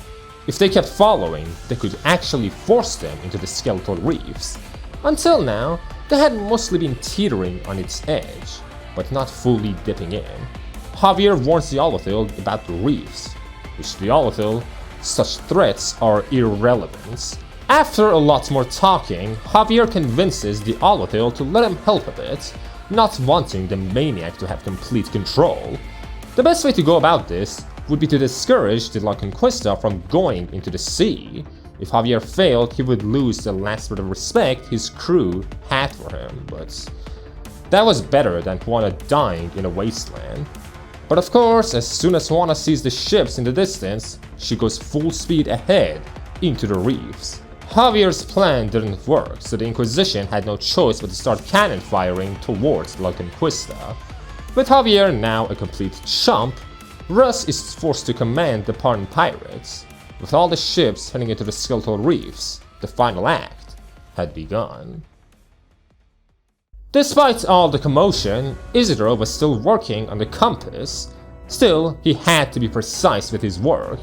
Due to the way the ship was tumbling here and there, he came up with an idea to use the swordsmanship he learned from Cruz to steady himself while he is working on the Corazonix. But before he could finish his work, his cabin got blown up by a cannon fire, the outer shell of the compass shattering, leaving the empowered Corazonix on the ground. Everyone went down to see what was up, and even Teach got stabbed in the leg by a stray piece of wood. But Isidro was still focused. Even if the compass was just destroyed, the Corazonix seemed to be bubbling, stuck in an arts field used for his experiments. With no tools and an injured left hand, Isidro is left in no choice but to try and grab the Corazonix with his gloved right hand. The arts field was burning his arm, but he had to still work on the Corazonix. Otherwise, this would all be over. All reason abandoned him. It no longer mattered what it was or what it would cost.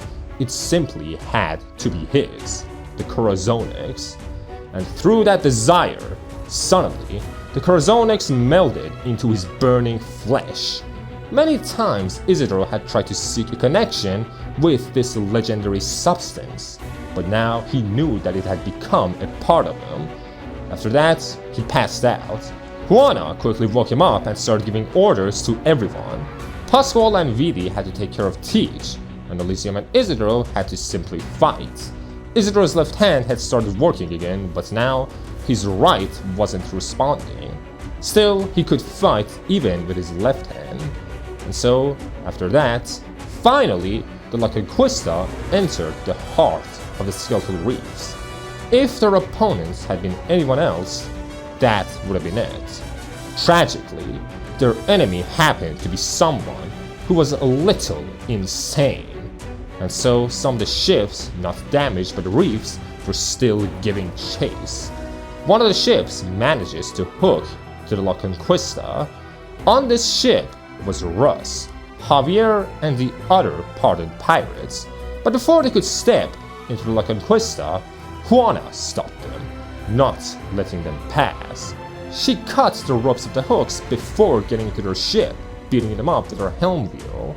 Javier tried to stop the pirates from going after her, but they would not listen. He tried to tell them that they didn't need to kill her, but then Juana told him that she will kill him. It's either her desire or theirs. She had no reason to lose. And of course, who else would fight the Alguacil other than Isidro for the third time? Twice now, Isidro almost managed to kill the Alguacil, an accomplishment no other has even dreamed of. Why is Isidro so earnestly seeking his demise? What desire has he not realized because of him? What exactly is Isidro's desire? Isidro says that he doesn't have one. The Alguacil doesn't believe him. To which Isidro asks about the Alguacil. Does he have desire? The question does not catch the Alguacil off guard. He knows it. His desire is the strongest of all. If so, then he doesn't have the right to kill people in the name of suppressing desire, of suppressing wants. Here is the thing. The Alguacil has a warped sense of logic. There was a time that he had the right to die, but a cleric took that right away from him by asking him to atone. Meanwhile, Isidro still has the right to be judged, a way to an easy end. First, Isidro has to acknowledge his desires, and the Alguacil would make sure that he did, before freeing him when he is sober. The Alguacil slashes at Isidro's right arm, which causes some Corazonix to fly out of his body. Isidro didn't know what was going on with this mythical substance, and the Alguacil didn't really care either. The only thing that intrigued him is that the only way this could happen is if Isidro had immense desire, more than anyone that the Alguacil had slayed before.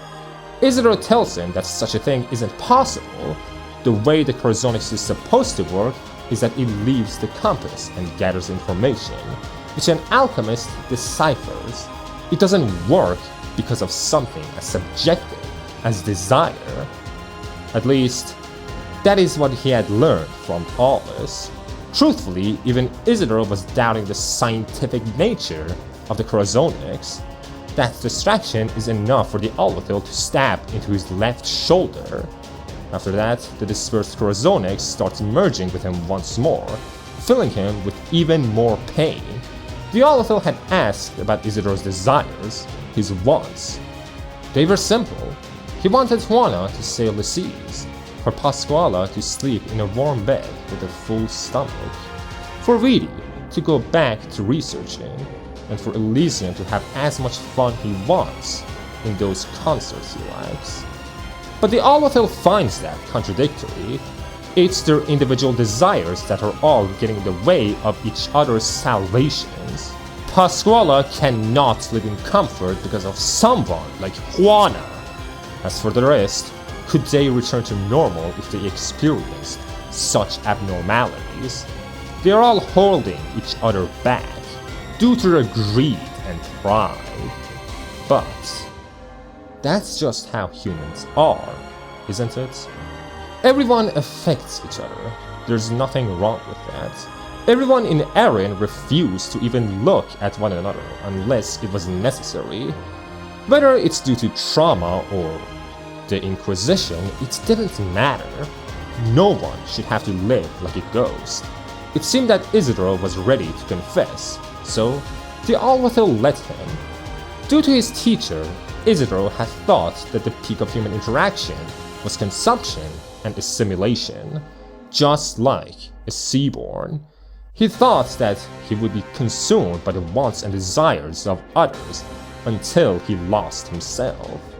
Before he joined Rhodes Island, he did everything he could to avoid that, but in the end, that had made him no different from the people of Erin.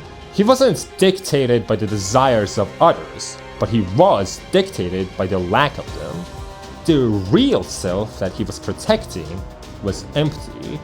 Even when he was living as a vagabond, he ate the same foods, wore the same clothes, and walked similar-looking roads. It was safe. It was no different from the comfort he had felt when living with Alice, the comfort he ran away from. He didn't know what he wanted, or if he even wanted anything. He just existed.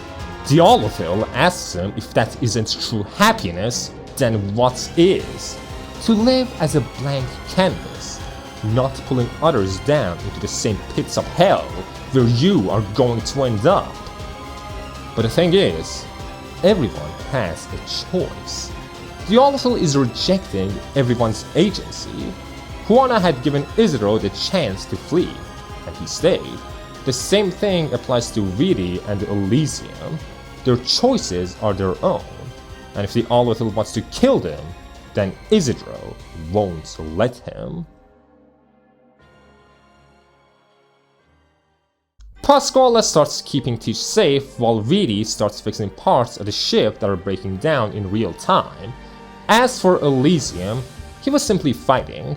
Juana, of course, continues beating the pardoned pirates, and before Juana kills one, Javier stops her. At this point, his only option was clear. He had to fight Juana himself. Even if terrible, he was still a leader. He had to take responsibility and lead the charge himself. In the La Conquista, Pasquale had to run away from the Inquisition clerics while holding on to Teach.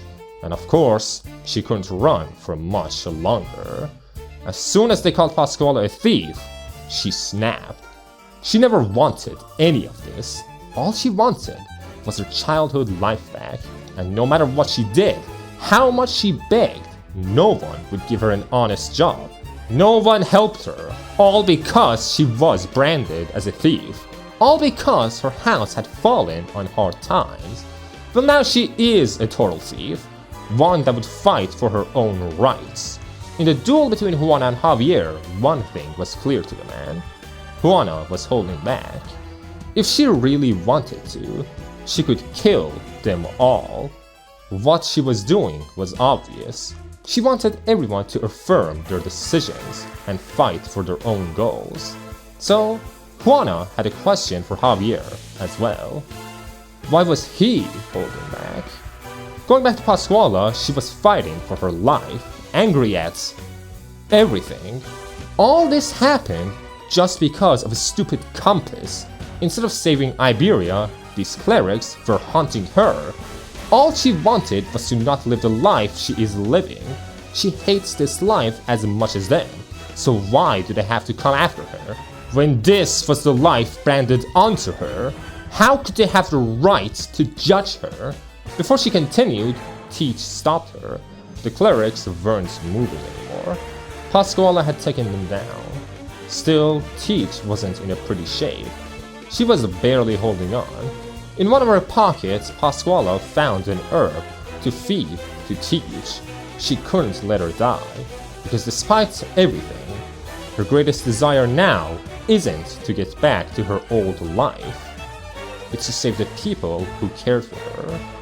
Back with Javier and Juana, Javier had another plan. Most of them hadn't worked so far, but this one would. In the duel, one of them had to die. So he made Juana swear that if he dies, she lets the rest of the crew go. Let them live out their lives in peace, just as they wanted. And if he did manage to kill Juana, he would split her bounty with everyone so that once again they could lead better lives. But of course, Javier was not stronger than Juana. He falls to the ground at the mercy of his mother. He tells her to kill him, to end this, but she doesn't. Instead, she tells him to stand up. He managed to beat the previous leader. Now he had to go back to his crew. Just as he couldn't kill her, she couldn't kill him either. So, she forfeited. Javier's crew wouldn't have the bounty, but at least they would live, as long as they stopped fighting. The Alguacil could understand Isidro better now. He wanted to atone, to resent the impact he has had on innocent people. But when many sinners are reaching their end, they always beg for mercy. They always say that they will do better, but that does not mean that they have truly repented. How can someone who is still blinded by their desire put it aside to atone for their sins? Isidro tells him that he is the one who needs to suppress his desires, which, of course, the Alguacil knows that desire cannot truly be killed. Even at this point, the desire to feed upon others lays within the Alguacil, and he must suppress it. He would cut his own flesh to prove it, that he could suppress his urges, if only briefly. And Isidro could see the many scars that the Alguacil held, how many times he had proven himself. But that also means that his desire grows endlessly. How many has he killed and punished under that pretext?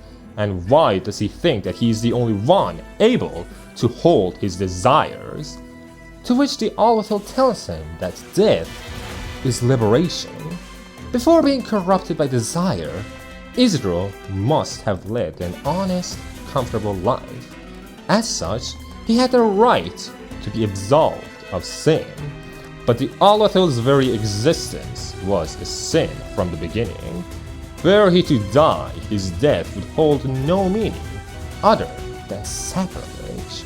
Therefore, he must atone until he too is consumed by the wickedness of desire. That is the difference between the two, and why they cannot see eye to eye. Isidro sees death as a tragedy. The Alguacil sees it as freedom. But, even so, isn't the Alguacil's greatest wish not to devour or murder, but to atone, to live? The Alguacil doesn't answer him, and just tells him to die. And in the end, Isidro manages to disarm the Alguacil from his sword. But the Alguacil's gun was pointed at Isidro's temple. During the entire fight, the Corazonix kept acting strangely. It was giving Isidro information constantly, and before the Alguacil manages to pull the trigger, Isidro tells him that the only one deserving death here is the Alguacil, before jumping into the Skeletal Reefs, falling towards a steam vent. Elysium saw Isidro fall down the ship and wanted to follow before getting stopped by Viri. They couldn't worry about him for now. They had to take care of the clerics around them first. Now, the Alguacil, at long last, gifted the greatest sinner here salvation. He points his own sword at himself, against his own neck. But no, he isn't worthy of death. Not yet. He had to do more. There were more sinners that had to be freed, more evil that had to be purged. Before he goes crazier and crazier, a cleric checks up on him to make sure that he is okay. The Alguacil tells him that they need to continue the massacre and slay the remaining bandits, and he admits all of them, even the pardoned pretenders. He would take care of Juana himself. Before leaving the place, he stops and looks down at where Isidro fell. It doesn't feel right. It all feels empty, and once he turns around, he hears a slash behind him, and out of the ground emerges Isidro. The Corazonix had covered his entire body, keeping him safe. But what really surprised him wasn't that. It was Isidro's eyes, the look of bloodlust, a killer like his own. And of course he comes back with a speech. People had told him many things about Iberia's ocean. Some said that it's Iberia's greatest treasure, some say it's their grave. Some told him that people like him destroyed Iberia, others say that he would be its salvation. Some told him to stay away from the ocean, others told him that he would never escape it. He will admit he has desires, a lot of them, to an unhealthy degree, and the greatest of all is to see the ocean for himself and to conquer it, to understand it, and only after that could he figure out what Iberia means to him.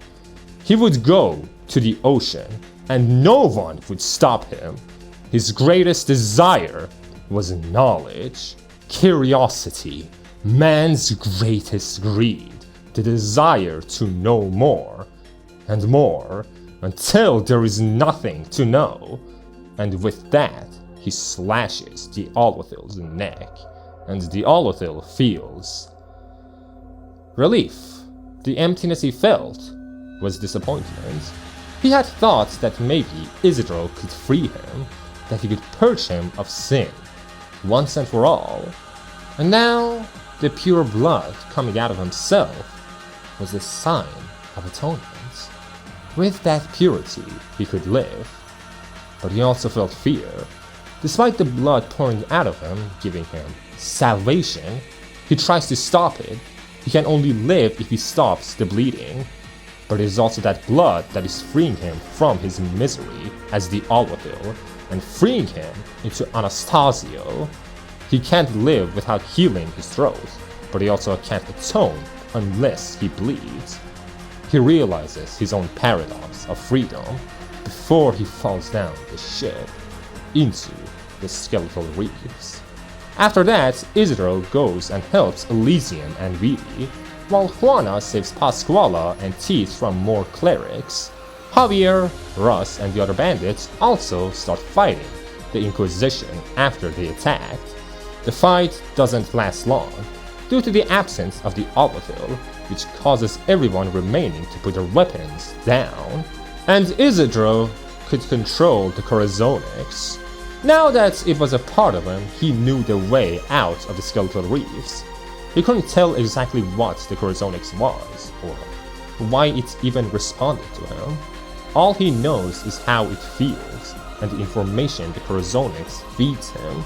Juana was pleasantly surprised by this, and told every other ship behind La Conquista to follow them if they wanted to survive. And so, finally ends the fight that no one wanted to be a part of. Everyone was relaxed now. With Isidro's help, it was easy to navigate the Skeletal Reefs. In the end, everyone had to separate into two groups. One of them would continue and eventually reach the ocean, alongside Juana, Isidro, and others. The other group would have to follow Javier back into Aran. Everyone was left with a choice between those two. Some decide to follow Juana and others Javier. Teach would of course stay with Juana, while Pasquala, she decides to follow Javier's group. This was her chance for a better life, and she would take it. Elysium tried to convince her to join Rhodes Island, but she didn't want to. She is also a liar because she is the welfare operator in this event.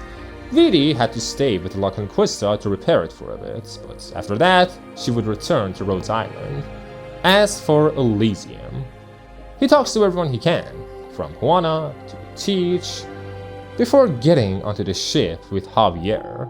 He looks back to his old buddy, Isidro, and waves goodbye. To say goodbye to your best friend was hurtful, but they would see each other again. And after that, the two ships part, both sides getting what they wanted. 2 weeks later, Javier's group had reached Aran, and of course, not being merchants, got scammed into selling their salt ship for cheap. An honest life is not as honest as they were prepared for. Still, it was peaceful. Russ didn't know what to do with the money he got, not really thinking that he would get this far. He had seen the lack of life in the eyes of the townspeople, and it didn't look nice. He had lived his whole life as a pirate. What was he supposed to do now? Still, this is a better life for him. As for Javier, he would open a restaurant, of course. And then the two parts. Pasquala, with the money she got, had to hold herself back from stealing more enticing things, until she heard rumors of Colombia, a place where she could make it big. There, she could chase the American dream. As for the people on La Conquista, Teach was awed that she finally was going to witness the expansive ocean, and Isidro had made up his mind. He asked Juana if she wanted to be his first mate. He was going to the captain. Viri had left already, so if there was anything more to fix, the work was going to be on them. And of course, in a bag that Isidro hadn't really touched were the exact things they needed. And that bag was filled by none other than Elysium, for Isidro himself. Even when not there, he really was the best bro. And so, from there, their roles were clear. You also can't have a pirate ship without a mascot, so Nene also finally showed itself, and because of it, the crew's name became Cuna de Nene, which means Cradle of Nene. Not that intimidating. So, that's it, right? Well, there is one more character left. 2, actually. In the Salt Flats depths, there was a monster crawling towards the surface. It was only kept alive by its immense desire to live. And finally, it managed to see the sun it hadn't seen for a very, very long time. There's also a man that is crawling on the salt towards the creature, another being whose greatest desire to outlive outlasted his body's need to die. They both had to live in whatever form they could, man and seaborn. They both start devouring each other in order to become one, stronger, to assimilate. They would walk the land together, perpetually. Cruz and Anastasio. Exodus from the Pale Sea is about 2 things: trust/connection and desire. That is very obvious. Every character is led by their wants. Well, the protagonist's whole deal is that he doesn't know what his desire is for the longest time, and the antagonist wants to quell desire, and from that, connections that become distorted. In the talk between Isidro and the Alguacil at the end, the Alguacil brings up the fact that it was their desires that was getting in the way of their happiness, and halting each other's desires, and he wasn't wrong. Let's take Juana. The mutiny that happened in the second act was not preventable. She never cared individually about her crewmates, never saw them to be on the same level as her. So, she never trusted them with her desires and her own thoughts. She did things and they followed, but she never revealed much about herself, because again, she didn't respect them as pirates. She was only really taking care of them because of the promise she made to Cruz. She always saw them as more her children, not mates, and because she couldn't trust her crew couldn't trust her. Javier was her right-hand man, and he wanted to be treated like one. He wanted to have a say in things, some control. She just never saw him as someone worthy of respect as a crewmate. Not until after the mutiny. She clung to the memories of her old crew, and this new one never really felt like a true replacement. And because of that, the desires of Juana and her crew didn't match. Most of her crew wanted security, and the journey to the sea brought anything but that. And so their desires got in the way of each other and caused the collapse, because they both couldn't respect their connections. Talking more about Juana, her desire wasn't even really her own. It was inherited from Cruz. It's why she carried survival's guilt and didn't mind dying.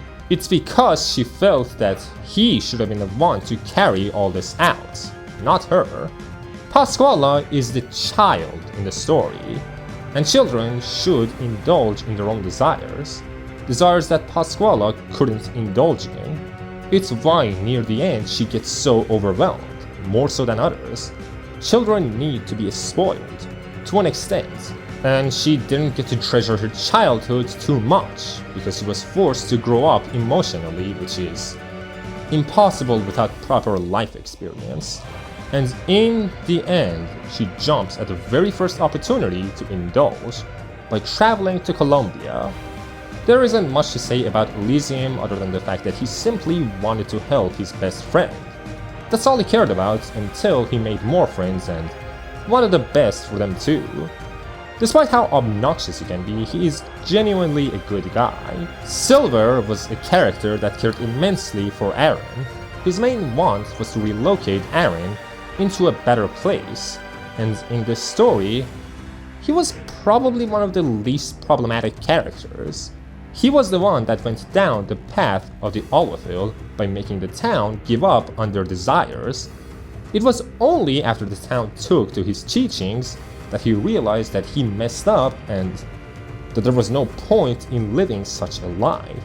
So, in the story, he tries to turn Aaron into a success, not to make up for his past mistakes, but because he truly loved Aaron. It was the most cherished thing to him, and I truly can't think of any mistakes that he actually made. He just got unlucky. A shame the Alguacil killed him. And then of course you have the two characters with the strongest desires, Isidro and the Alguacil. The Alguacil had too many contradictory desires. On one hand, he just wanted to die. On the other hand, he just wanted to live. He hates himself and he wants to atone, but to him, atonement is death. And if death is atonement, it's also freedom from his own hatred. He could follow that twisted logic. The problem is, he also wanted to live, to be free of the pressure given to him by his own delusions. He is obsessed in the worst way possible. And then, the other great desire holder, Isidro. His greatest wish is to know all that he can. Probably a trait he learned from Alice, but it's his own desire nonetheless. He also doesn't want to be held down by anyone else's desire, until he learns that in itself is a pointless endeavor. You can't stop the influence others have on you, you can only live with it, and turn those influences into advantages. Isidro didn't want to be controlled by the wishes of others, but influence isn't total control. At the end, an individual makes the choice to do whatever, even if under the influence of someone else. Sometimes there is no other choice, but even under those situations, a choice to crash out or to flip the table exists. You also don't have to take those choices. It's all about freedom, and with that freedom, Isidro only desires to know more about everything. Which is funny because the only real mystery in the story is Corazonix. We never find out what it really is or why it works. It's just there. The obvious answer would be to say that it's a relic of the old civilization, because all roads eventually lead to priestess, I guess. But maybe not, who knows? I don't. And I won't until the game tells us more. Like, subscribe, hit bell, dislike, comment, give me engagement. I like those. Also, I have memberships now. Go check it out. If you want to support me, you can go look at it. It's right there. If you want to. You know what I want? to finally finish and read LB7!